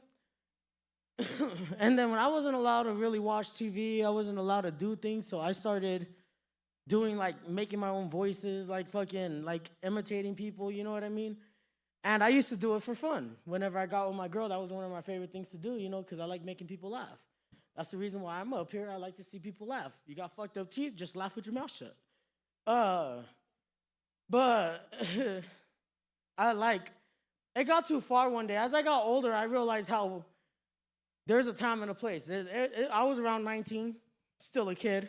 I was like, hey, babe, you want to hear me do a British accent? She was like, yeah. I was like, okay. And I pulled up. I was like, hello. I was like, can I get 2 birria tacos? And we're at Taco Bell. And she was like, sir, there's no birria tacos here. I was like, oh, my mistake. I was like, can I get the party pack, please? And then can I get, a couple of faucet drinks, if you will? And she was like, so that's gonna be $77.65? If you got $77.65, please pull to the next window. And then something just clicked. I don't know what clicked, but something clicked, and I looked at my girl. She said, $77.65? $77.60? My girl's face just drops, and I don't know what's going on. And I was like, I got this. And I pull up, and she has this, I feel like an asshole still. She had this whole headgear with the thing that went around, looked like a halo, but it's around the mouth, stuck to the braces like that. And she opened up the, hi. And I just look at her and do the exact same, like, hi. It's like $77.65. And I look at my girl, I'm like, $77.65? I got that. You got that? I got that $77.65. Thank you. And she just angry, just closes the window. Boom, it slams. I was like, damn, she's pissed. And then she opens up the window, and the manager's standing right behind her. And she was like, please pull up to the next window. And I grabbed the thing. I was like, thanks. And I pull up. And then she's at the next window. I'm like, damn, this bitch is everywhere. Well, when I pull up to the next window, the manager's standing there, and she's standing behind him. And he was like, so, sir, here's your food. I'm going to need you not to come back to this Taco Bell unless you got some manners and understand that some people are going through things. And I looked at him, and I was confused, and that's whenever it hit me. I was like, I've been making fun of this bitch this whole time. Oh, my God. And I just look at my girl, and my girl's dying, laughing in the seat. She was like, babe, just drive. And I look him dead in his eye. I'm like, thanks. I fucking took off. Oh, and it's getting bad, man. Like, I'm trying to teach my kids. My oldest son, he's 9 years old right now. And I'm trying to teach him, there's a time and a place for everything. There's a time and place to play. But these fucking TikToks are fucking up my kids. We were at Taco Bell. You know what I mean? And mind you, this is already years later. That was before I had my last son, so that's a good 4 or 5 years ago. Well, this is just recently. My son is sitting there, and he said, Dad. I'm like, what? And I'm fucking up these tacos. I'm like, yeah, you know how long it's been since they forgot? I ain't been here since. And I'm enjoying my food and everything. And he was like, Dad. I'm like, what? What, son? Let's eat your taco. They don't have birria, but they got what you need, And he was like, Dad, English or Spanish? I'm like, what? What? And he was like, Dad, English or Spanish? And I'm eating it. I go to take a bite. I'm like, oh, English. Chonchis, you can't speak Spanish. English. And I went to go take a bite. He's like, whoever moves is gay. And he said it loud.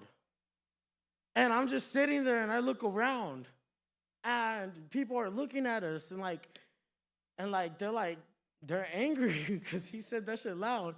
And I'm looking at him. I'm like, the moment I can move, we're going to have this conversation. Right? And then a guy walks past the fucking table, and my son points at him and says loud as fuck, he's gay. And we just start eating again. And I was just like, I'm finally able to breathe and shit, because I knew if I breathed, I was going to knock the dip off my chip, and I was going to be gay. I'm not gay, so I had to improvise. So I stood there as soon as I was able to move, took a bite of my chip, and then I was able to swallow it. I told him, I was like, look, son, Shit was funny as fuck, but you can't be doing that loud and everything. He was like, Dad, why are you mad like you're gay? And now I gotta explain to him it's not because I'm mad because I'm not gay. It's not that. I'm like, bro, there's a time and a place. And he was like, okay. And I was like, but for future references, that guy did pass by the table before I took my breath and the dip fell off my chip like that, and then I ate it. I was like, you're right, he is gay. He was gay. The whole ride home, he was just like happy as fuck. I got you. I was like, all right. And I can't say nothing because I was in a weird group as a kid, right? Where every time there was an awkward moment, we'd be standing around and then shit would get awkward. It'd be quiet for more than like 10 seconds. It'd be like, a gay baby was just born. Look at what we did. We did this shit. Now there's a thing called manifesting. Shh, you can't tell me we didn't do this. You're welcome. You know what I mean? All of this shit that they wanted, now everything's gay. You remember saying that whenever everything was gay? It's like, oh, I lost that game. That's fucking gay. You know what I mean? Now look at them. The only reason why they watch the game is why? Exactly. You know what I mean? Their gay baby was just born. No, but it was that type. And then, I grew up with, a Mexican family, you know what I mean? Paisas, fucking caballeros, you know what I mean? Damas, then cholas, cholos. And then I had the family that were white, and they just looked like that. I got a cousin, you'd walk up to him, speak nothing but Spanish, assuming, because that's what I would assume. Look at him like, oh, yeah, compa. ¿Puedes ayudarme con algo? He's like, hey, bro, I don't speak that kind of language. What you trying to do? What you trying to get on? What's up? It's like, I'm sorry, I just assumed. He's like, assume that way. You know what I mean? I got family that's exactly like that. But if you grow up with a Mexican family, you learn some things, right? You'll learn that whether they're joking or not, and it's funny or not, you realize how kind of racist they are. You know what I mean? And they're always racist to the same group of people, the exact opposite of them, right? And I'm talking about so my family, the paisas of my family, they like to dress up and to get up like a cowboy, but it's all bedazzled. You know, they got the build hat, it's like that, but theirs got a Mexican flag on it. They got the really, really loud trucks, the vroom, but it's lowered. They listen to country music, but it's in Spanish and with an accordion, right? And then they get mad at the rednecks. Why? Because they get drunk and they get loud. Their trucks are loud and they're lifted. Why they dress like that and it's not bedazzled? Why the sleeves ripped off? Why they got the build hats, but it got a fish on it and not the Mexican flag? You know? Because if you think about it, they're exactly the same. Every single thing is the same. The only difference is one is brown, the other one kisses their sister. You know? That's just how it is, though. Where I come from, you got to know when and where and who not to trust or make fun of. Because in my family, will flame you up for the breathing. You'll be you're just sitting there mira esa chingadera, que chingado que estás haciendo, güey. Porque, why'd you breathe like that, fool? Nah, what you trying to get into? Why your nostrils flare like that? You scared or what? What you gotta be scared of? Mira, look, fool, he's gonna cry. And you're sitting there what did I do? What'd you do? What didn't you do, fool? Don't be that guy. Don't be that guy. And now you're just sitting there confused, what guy? And they'd be like, the guy I'm telling you not to be, you deaf or what? What's up? Why do you get so angry, fool? Go back to jail. You know, that's exactly how it is. And then if you're like me, I turn around and I'm like, okay, I'm not exactly like the rest of my family. I was I had A's and B's and shit, and they was throwing up West Side and East Side and shit. So I was like, I'm gonna hang out with this group of friends, and then they would be there hey, you want to go see my family? I'm like, yeah. And then they have this big-ass house, 2 open doors. Both of their parents are sitting at the dinner table. I'm like, that's why, fool. You just lucky, dog. You got your mom and your dad. You came back for? It's been my blame. It's my fault. It's always been my fault. But for him, his family, they have a talk. Like, it's okay. Mistakes happen. You know, we'll get through this. They would talk, and it would always be like, it's something that felt like it should be like a private moment, but they would just talk normal as if it was normal and shit. In my family, I've always been the blame for everything. Mira, look, that's why your fucking dad left. He never came back. Mira, ¿sabes qué? That's why you are the way you are. You know what I mean? I liked it. I thought that shit was normal. I'm sitting there in this quiet ass house, and they're just eating plates, and I'm just sitting there like, there's no drama. I'm just sitting there like, where's the baby crying? Where's your Theo that smells the keys at the dinner table, dog? And then the next week would come around, he'd be like, hey, bro, my family really liked you at their house. You got a lot of manners, bro. He was like, you didn't really talk much. They want to have you again. I'm like, nah, fool, I'm cool. That's weird. You know, you get used to those type of things. And so, like, but growing up, you start realizing how different everything is. You know what I mean? Like, oh, shit, your poor was not my poor. Whenever I tell people that I lived in Mexico, they're like, oh, Mexico sounds great. I'm like, yeah, so you realize the floor was literally dirt? We lived in a village, and people are like, oh, my God, I thought that was just in Africa. I'm like, no. So you are native? I'm like, no. You know? I'm like, we just, like, there were holes where windows should be, but no windows. You know? And then, like, you hear them talking about, it's like, yeah, bro, I had to share a bed with my brother. And I'm just sitting there like, you had a bed? like that for? The only one in my house that had a bed was my grandma. And she shared it with like 9 other kids. You know? And then they're sitting there like, yeah, bro, I've been so broke, dog, I had to leave the oven open so that way it could heat up the house. And I'm sitting there like, your oven worked, bitch? Must be nice. You know? And now it's hard to explain to my kids. My kids in this generation, there's bitches getting famous off of haktu. And I gotta explain to my kids that going to school and working is important. Can you imagine that shit? They're over here like, I'm selling feet pics, and you're over here like, I just worked 12 hours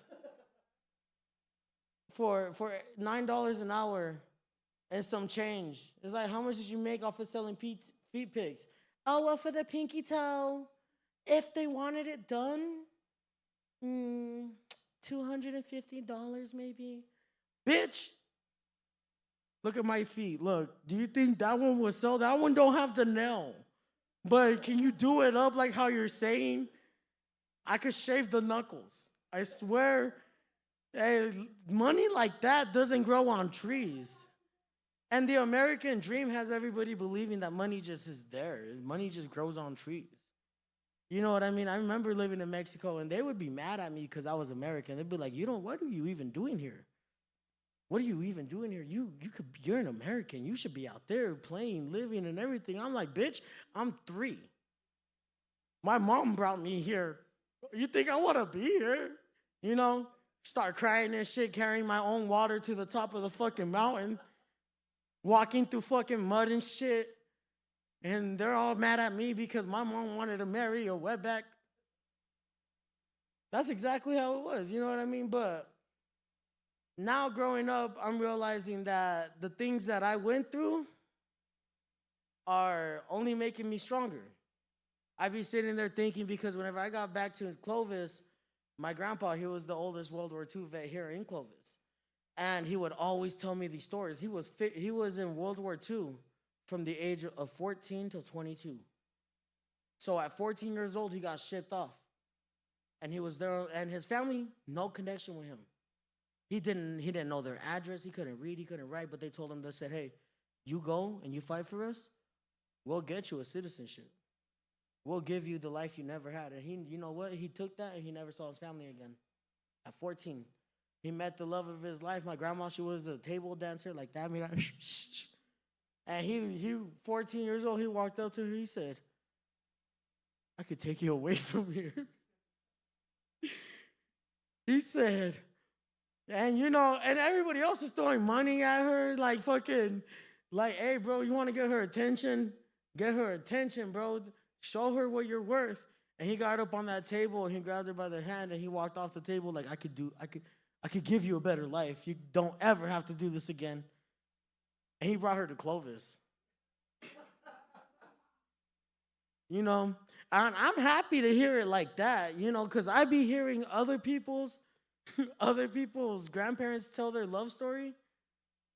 And you just be sitting back at the end of that like, so you were a victim. You know what I mean? They don't realize it because it's a whole different generation, but it's like, so your dad traded you for some land and some animals at the age of 12 and 13? Yeah, but he's taken care of me for the last 40 years. Yeah, because he don't want to go to jail, bitch. Can you imagine? Can you imagine this day and age, how they act when the Wi-Fi gets turned off? Let alone walking up to them like, hey, bills need to get paid. You're 13. You'll be on the news immediately.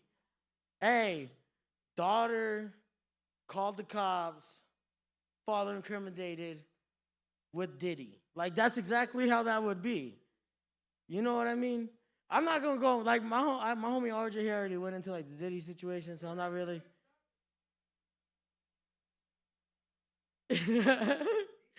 I ain't even gonna go into Diddy. All I'm gonna say is Diddy was paying $50 million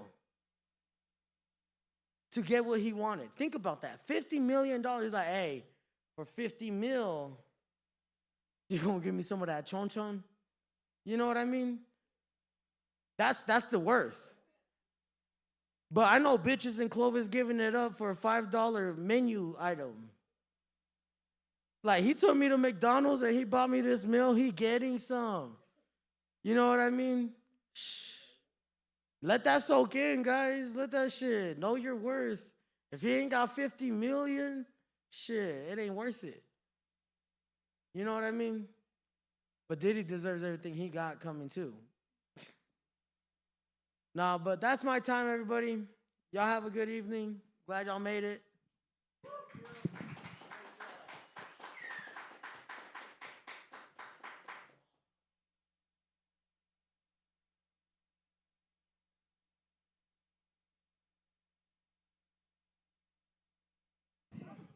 All right, another round of applause for Gio.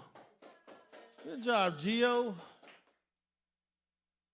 You had me up here fucking contemplating shit, motherfucker. God damn, I thought my life was fucked up. I'm like, what the fuck, bro? And then you had me thinking, you know what? It's crazy. I'm sitting there listening to this shit. Okay. So you want to talk about the internet, we want to talk about all that shit that we got fucking going on. You got these fucking kids, it is generational because, so if you go back, you know, and I mean, you know what I'm talking about, when this is cool, this is awesome, that's rad, you know, and so you have all these different words you're coming up, you know, as I'm growing up, you know, because I was born in 75, so I'm sitting there and I'm going down there and, you know, like, oh, that's gay. Okay, that's all right. Some 90s shit there, I guess, or 80s shit, whatever you want to call it. And now you got these kids. That's fire. I bet. That's cap.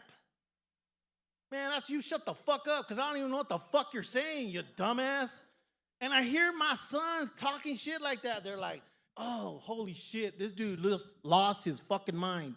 He was playing on the PlayStation, and I hear him, that's bullshit, that's fire, that's fire. And I'm all,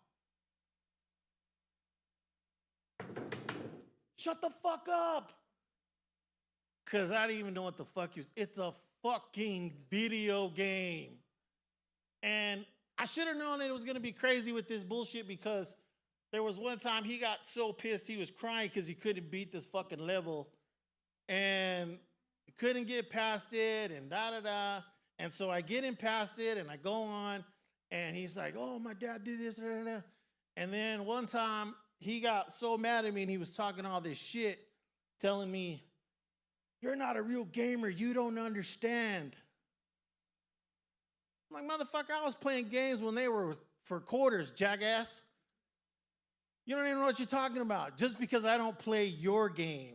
Like, I don't get into the whole, what's that shit? Oh my God. What's this? Trace, you probably know what it is. Minecraft. That building shit with the fucking, a fucking cube ass head. You got a cube ass cow and all this fucking shit running around. And, oh man, I worked so hard on that. That's not work, dumbass. That ain't work. You don't know what the fuck you're talking about. That's cap, is what I should have said now, apparently. That's bullshit. It's bullshit. Complete bullshit. And I mean, and the thing is because you get them where they're now, they're when I was playing, I would play the game Mortal Kombat. Man, I used to love that game. Get over here. Fatality. Just got to, man, he doesn't understand that when you're at an arcade and you were just fucking fatalitying these motherfuckers that you're going against. Just the pleasure you would get from your opponent's defeat of just, and I gotta sit here and listen, I'm not a gamer.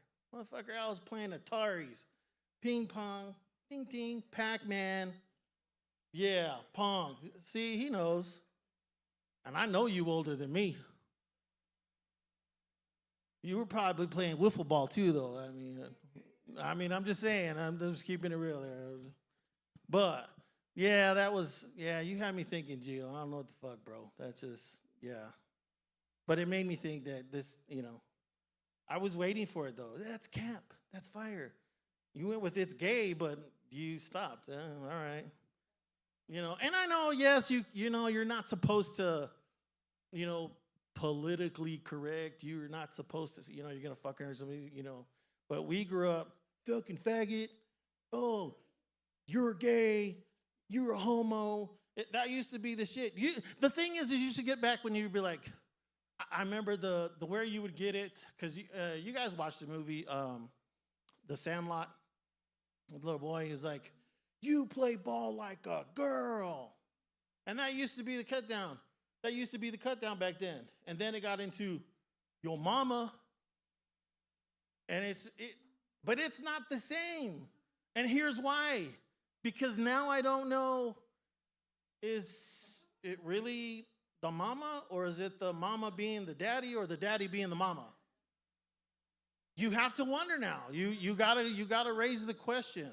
I mean, I look at it, I'm into chicks, not dicks. So whatever. That's just me, just saying. But you sit there and do this shit that you're like, okay. So you had me thinking, Gio. It just made me laugh that, But to get that, we don't have that no more now. You're just not supposed to, because it's just not the same. That's what your mama said. Ha! Y'all walked into it. All right, guys, we got one more comedian for the night. I don't know where Phil is. I really don't know where Phil is. Where's Phil? That's gay. Phil gay. Wow. I got it. That's cool. That's cool. I would say your mama's, but she's probably not alive, so I'm going to let that go. So, not to me, because I'm not touching his mama. You know what's funny? That's funny too. Because saying that, so my sons, they're both at work right now. And when they used to talk shit to each other as siblings, you have your brothers, your sisters, and they would sit there, be talking shit to each other, and the other one would say, your mama. Or he would tell him, you're adopted. And when he would tell his ass, and it was always the youngest one telling the middle one and hurting his fucking feelings, especially when he told him he was adopted. And it took him 21 years for him to realize, when I told him one day, I said, yo, How are you listening to him telling you were adopted when you were born first, dumbass? I didn't get it. I'm like, you're the smartest dumb kid I know. I'm like, what the fuck? And then when he tells him, he would say your mama, and then he would tell him, we have the same mom. And that was just their shit. But whatever. Up next, we're going to have Larry Haney. Big round of applause for Larry Haney.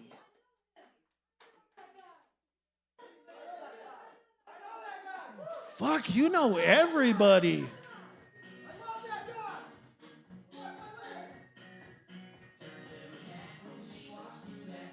Thank you. You're the best, Big T. Dude, I'll hug that guy all fucking night.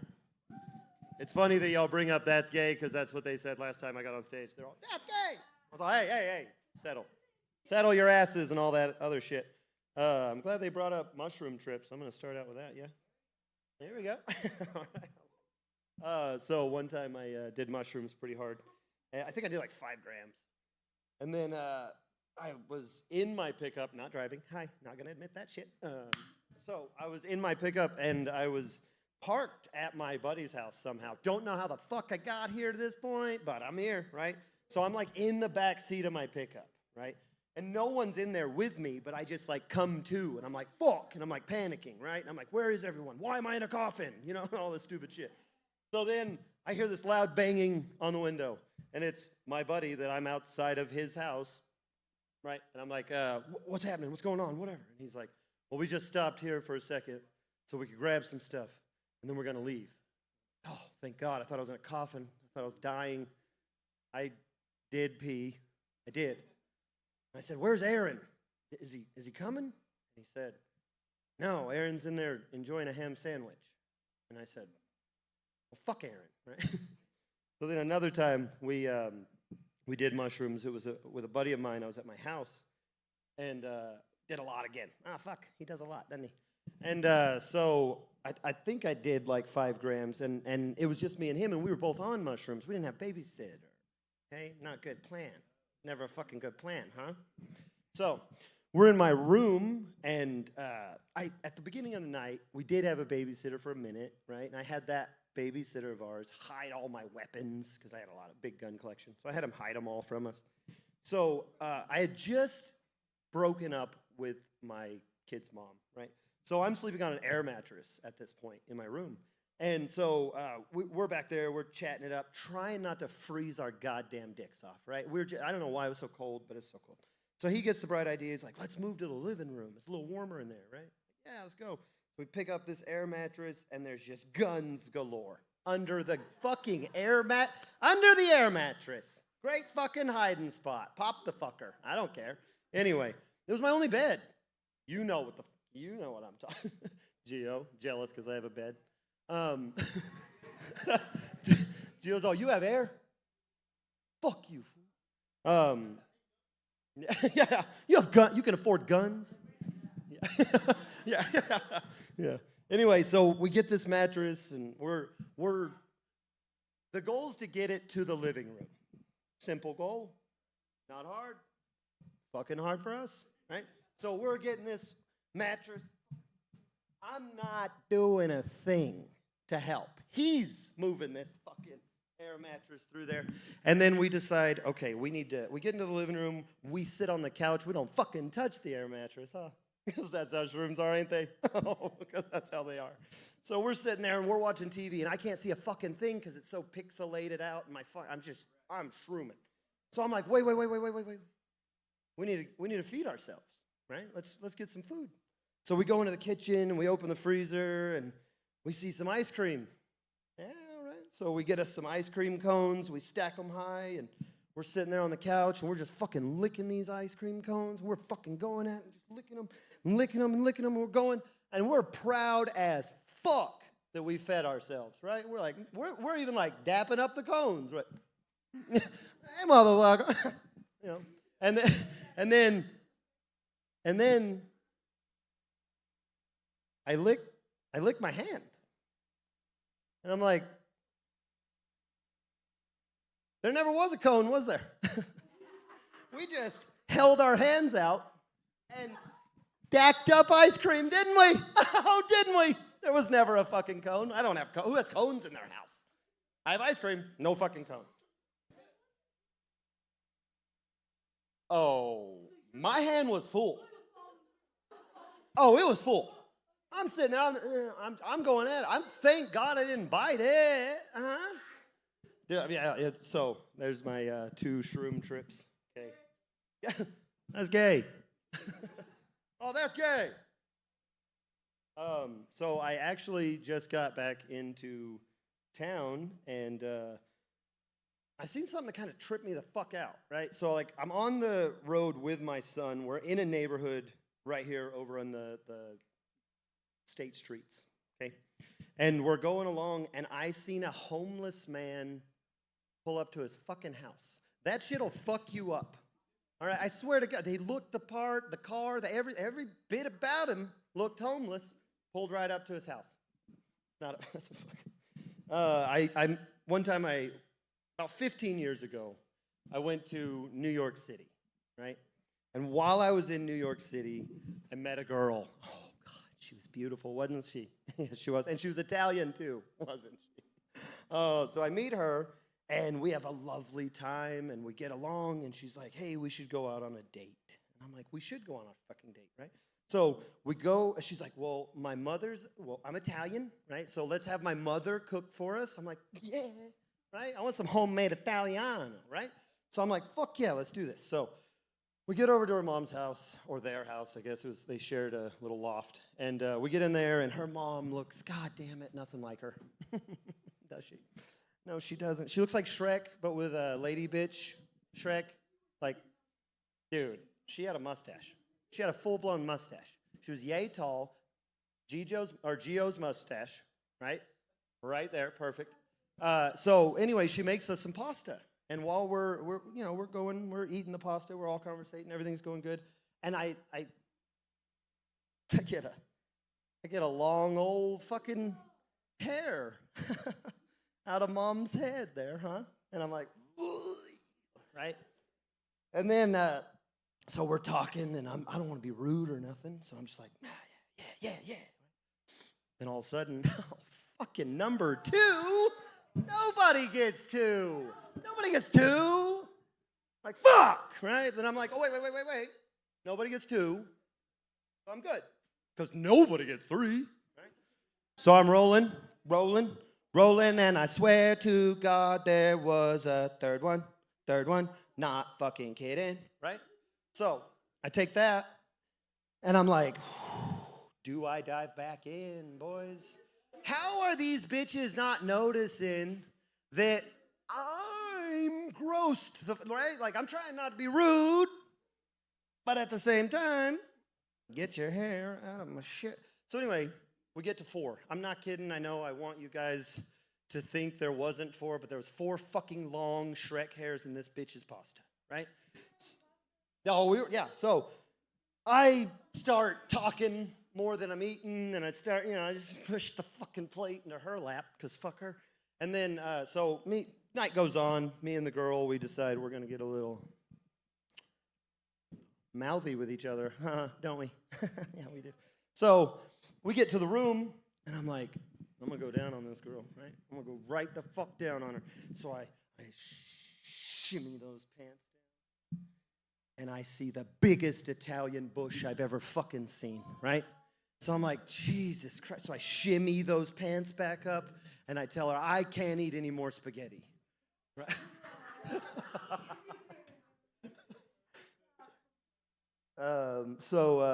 Been seeing a lot of fights lately on the internet. Not around me. I'm a fucking calm guy. I try to keep it. You know what I'm saying? I don't keep it all. I keep it. You know what I'm saying? So anyway, I decided to join a jiu-jitsu class, and that's a fucking mistake. Let me tell you right there, don't jiu-jitsu shit. It's just balls on your face. It's not your balls ever on anyone's face. It's always someone else's on yours. And where's that butthole? Where's that butthole? Right by their balls. Also on your face. Nah? Am I wrong? I'm not wrong. Anyone that's done jiu-jitsu fucking knows it. Yeah, yes, sir. He gets it. That bull did it to him, didn't he? No, please more. My wife got a haircut recently, and she said, "How does it look?" And I said, "Like shit." And she said, "Seriously, how does it look?" And I said, "Fucking good." Fucking like shit. And that's what I told her. I actually went to Goodwill with my wife a couple weeks back. We're in Goodwill, and if you know anything about Goodwill, then you know that sometimes they'll just load up baskets, right? They're nobody's basket. They're for you to rifle through freely. So we're at Goodwill, and we see a basket that is definitely somebody's basket, right? So my wife fucking rifling through that bitch. And I'm like, hey, that's somebody's basket. And she's all, and I'm like, okay, that's somebody's basket, whatever. So then this gigantic Russian-looking-ish man comes fucking out, and he's all, hey, that's my fucking basket, right? And I'm like, nobody talks to my wife like that, right? So I'm like, excuse me. And I say, excuse me, sir. I told you that was somebody's fucking basket, you fucking idiot. I went to, Sonic's trying to get some tips, huh? Those bitches at Sonic's really, really try. And I don't tip them at all, ever. I give them a hold off. I do that every time. They're always like, is there anything else I can give you? No. Please, God, no. If you gave me the option to get this food myself, I would just do that. Please don't ask for more of my money. I can't not afford to be at Sonic even. Just stop. Same fucking issue with Taco Bell, huh? Every time you go through that drive-through, they're a little cocky. Would you like to round up to the next dollar? Because you can afford it, can't you? You're Taco Bell, huh? You obviously had to choose between not eating and this, right? You got the money to spare. I went to Hobbs. I used to live in Hobbs. And, before I get into that. No, I'll get into that. I used to live in Hobbs. And while I was there one time, I'm sitting at my buddy's apartment. And we got to work very early in the morning. I think we had to work at like 4. It's probably around 10:30, 11 o'clock at night. And these two guys just burst into his apartment. And they're like, hey, you guys are coming with us to help us drink these 30 packs. And I don't know who the fuck they are, right? But he does. So they invite us over. I'm the only one that goes. I'm like, I'm fucking going, right? So I go to this house party. I walk in, beer pong galore. There's 2 black people fighting. It's beautiful. It's so beautiful, right? A man and a woman so arguing. I don't know what they were arguing about, but it's probably me.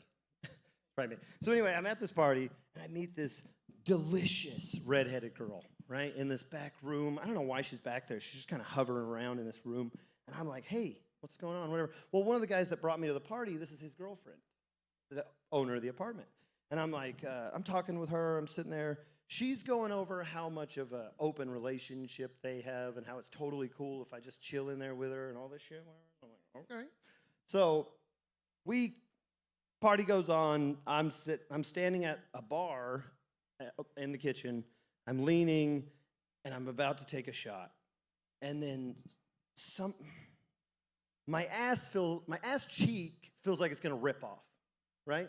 And it's because this woman is grabbing my ass, and she's a deaf girl, and she says, "You wanna go outside?" And I said, well, fuck yeah, I want to go outside, right? And so we go outside, and she's like, don't you want to do it here? And I'm like, yeah, I want to do it. So we get over by the dumpster, and she gets all, ready, and we do our thing or whatever. So we go back inside. She ditches me. She wants nothing more to do with me. Right, because I was so rude to her because she was deaf. But anyway, point is, I was all tapping her. I was like, hey, I'm done. Hello. Yo, done. So anyway, we go back inside, and she finds some other dude. She's like making out on the couch with him. I don't know. Some girl comes in, and she's like, hey, can you help me get these bottles out of my car? And I'm like, sure. So I go through there, and she's like, hey, you know that guy that she's making out with, her cousin, and his name's Larry? I'm like, what the fuck? That's her second Larry of the night. And first cousin, I hope. So, anyway, the girl with the bottles, she's like, I bet you can't kiss or something. So we start making out, and then we go into the bathroom, and she picks me up like a straight up man, and she puts me up on the sink, and she grabs my balls only, and she puts them right in her mouth, doesn't she? She does. And she just goes to town on them. Never the penis. The penis never enters the mouth. The balls loved them. Right? So, then the guy with the redheaded girlfriend burst open the bathroom door, and she starts kissing him immediately. Oh, fuck. Those were my balls in his mouth. Oh, shit. Oh, shit. Keep them out of there. So anyway, I go to the redheaded girl because she's my safety, right? So I go in there and I sit with her, and I'm like, hey, you wouldn't believe the kind of night I've been having. She's like, sit down, chill out. So I go in there and I sit down, and the deaf girl's passed out on their bed, and she farts so fucking horrible. She can't hear them. It's fine. She can't hear them. Anyway, so I'm sitting in there chilling with her or whatever. Dude comes in again. He's like, hey, y'all want to go to IHOP? I'm like, yeah. His girlfriend's laying in my lap. It's the weirdest shit, most off-putting shit in the world. Anyway, so he's like, y'all want to go to IHOP? And I'm like, yeah, I fucking want to go to IHOP. So he's like, all right, well, you ride with her. I'm going to ride with her. I'm like, yeah, it works. He paid for me. He paid for my IHOP, people. You know how bad I feel? We get back to the house. You don't know where this is going. The deaf girl's still farting. I swear to God.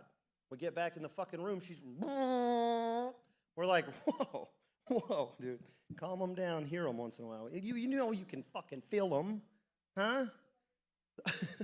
So anyway, long story short, I fucked the redheaded girl.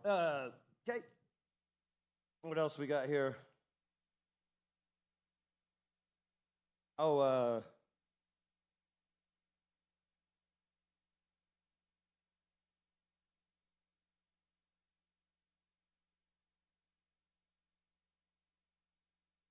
Oh, I got some pretty cool neighbors. My neighbors are pretty cool. If I need help with anything, they're right there. If I need help changing a tire, they're right there. If I need help cleaning up dog shit, they're right there. If they need anything, I don't answer my door. And that's just the fucking way it is.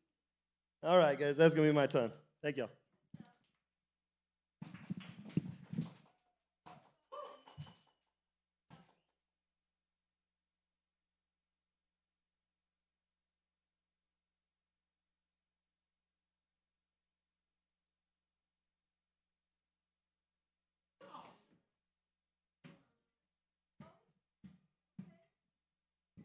You didn't hear that country song shit? I was all up in that shit. I mean, it was just, weird. But no, another round of applause for Larry there. Good job, Larry. White guy talking about Taco Bell. He probably thinks it's Mexican food. It's fucking not. Fuck no. And you know what's funny about you saying that shit too? He's absolutely right. But they're doing this everywhere. They're doing, can we round you up? Can have you donate to this, donate to that? No, motherfucker, because if I could do that, I wouldn't be here. That's totally fair. And it's funny because so they were doing that at the Goodwill too, but they were saying before it was for veterans, and they used to do like 10% off or whatever it was. They would give veterans a 10% off. They did away with that, and now they've done away with, which is just weird because I've only seen it at the one in Clovis, where they don't give them a bag to carry their shit out with. And they said, yeah. Here's what's funny about this. So they said, oh yeah, well it's going corporate wide that they're not doing that. And yeah, I call bullshit because that doesn't happen in Lubbock, Texas. It did not happen when we were in, where were we?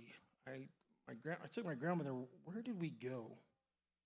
I think it was Las Vegas. We were coming home from Travis Air Force Base. We were driving home, and we stopped in Las Vegas at the Goodwill. She loves her Goodwills.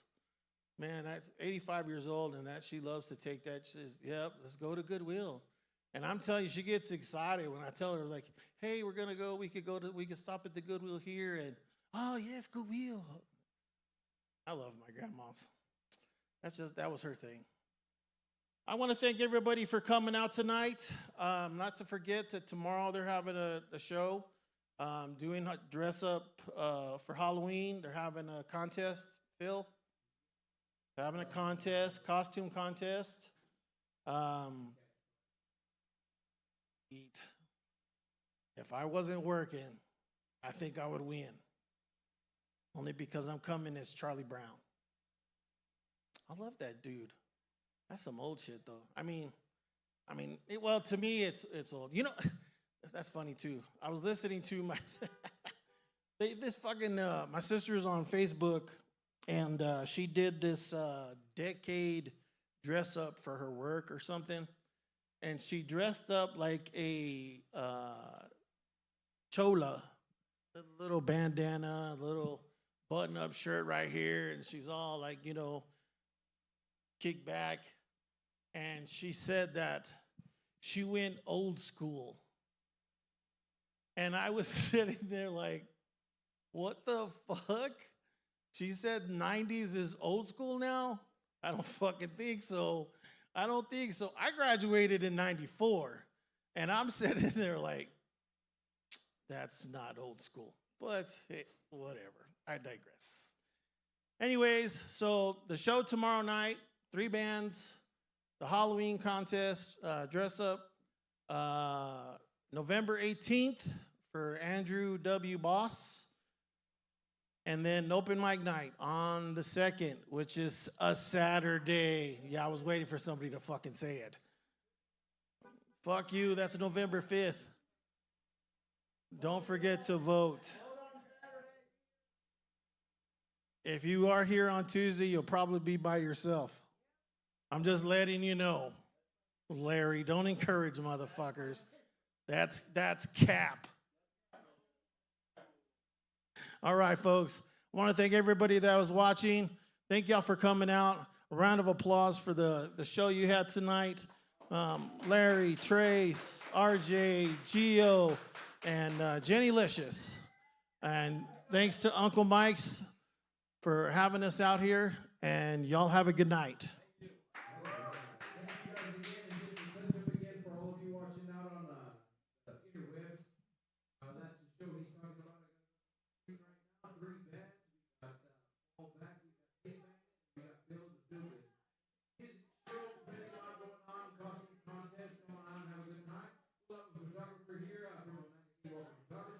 Out here with taking your photos for you guys behind some Halloween themed backdrops. So come on out, support your community. Come on out, have a good time. Got some popular music as well as blues, country, and rock. So plenty of stuff going on with that tomorrow evening. You don't want to miss out on that. You're looking for something to do. I know it's a Thursday, but it is Halloween, and you're going to be out anyways. You might as well come and try to win some cash with your Halloween costume. Also, just wanted to point out too, our website, the stage, UncleMike's.com. Right there, there's a countdown, 18 days, 22 hours, 26 seconds, 5, 4, 3, 2, 1, left before the Boss Crew Tour. We are going to be their last stop on this mini tour, so you need to come out and support, get your tickets. There is a link available on the website as well to get those tickets, or you can just search it up on New Mexico events or Catalyst events on Eventbrite. So thank you guys again for tuning in. Thank you for the sponsorship. We do have Simple Simon's Pizza here of Gonzalez, as well as Louisa that has put in towards sponsorship, as well as Mickey Bear Entertainment and Phil Music Inc. So thank you guys again for tuning in. Thank you guys for watching. Check out our website again, thestageUncleMikes.com. Follow us on Facebook, like and share, and look for plenty of events coming up. So there's your ticket leads there, as well as we got open mic on Saturday. So hope to see you at one or many of these events. Guys, again, all you performers for coming out, sharing your comedy with us.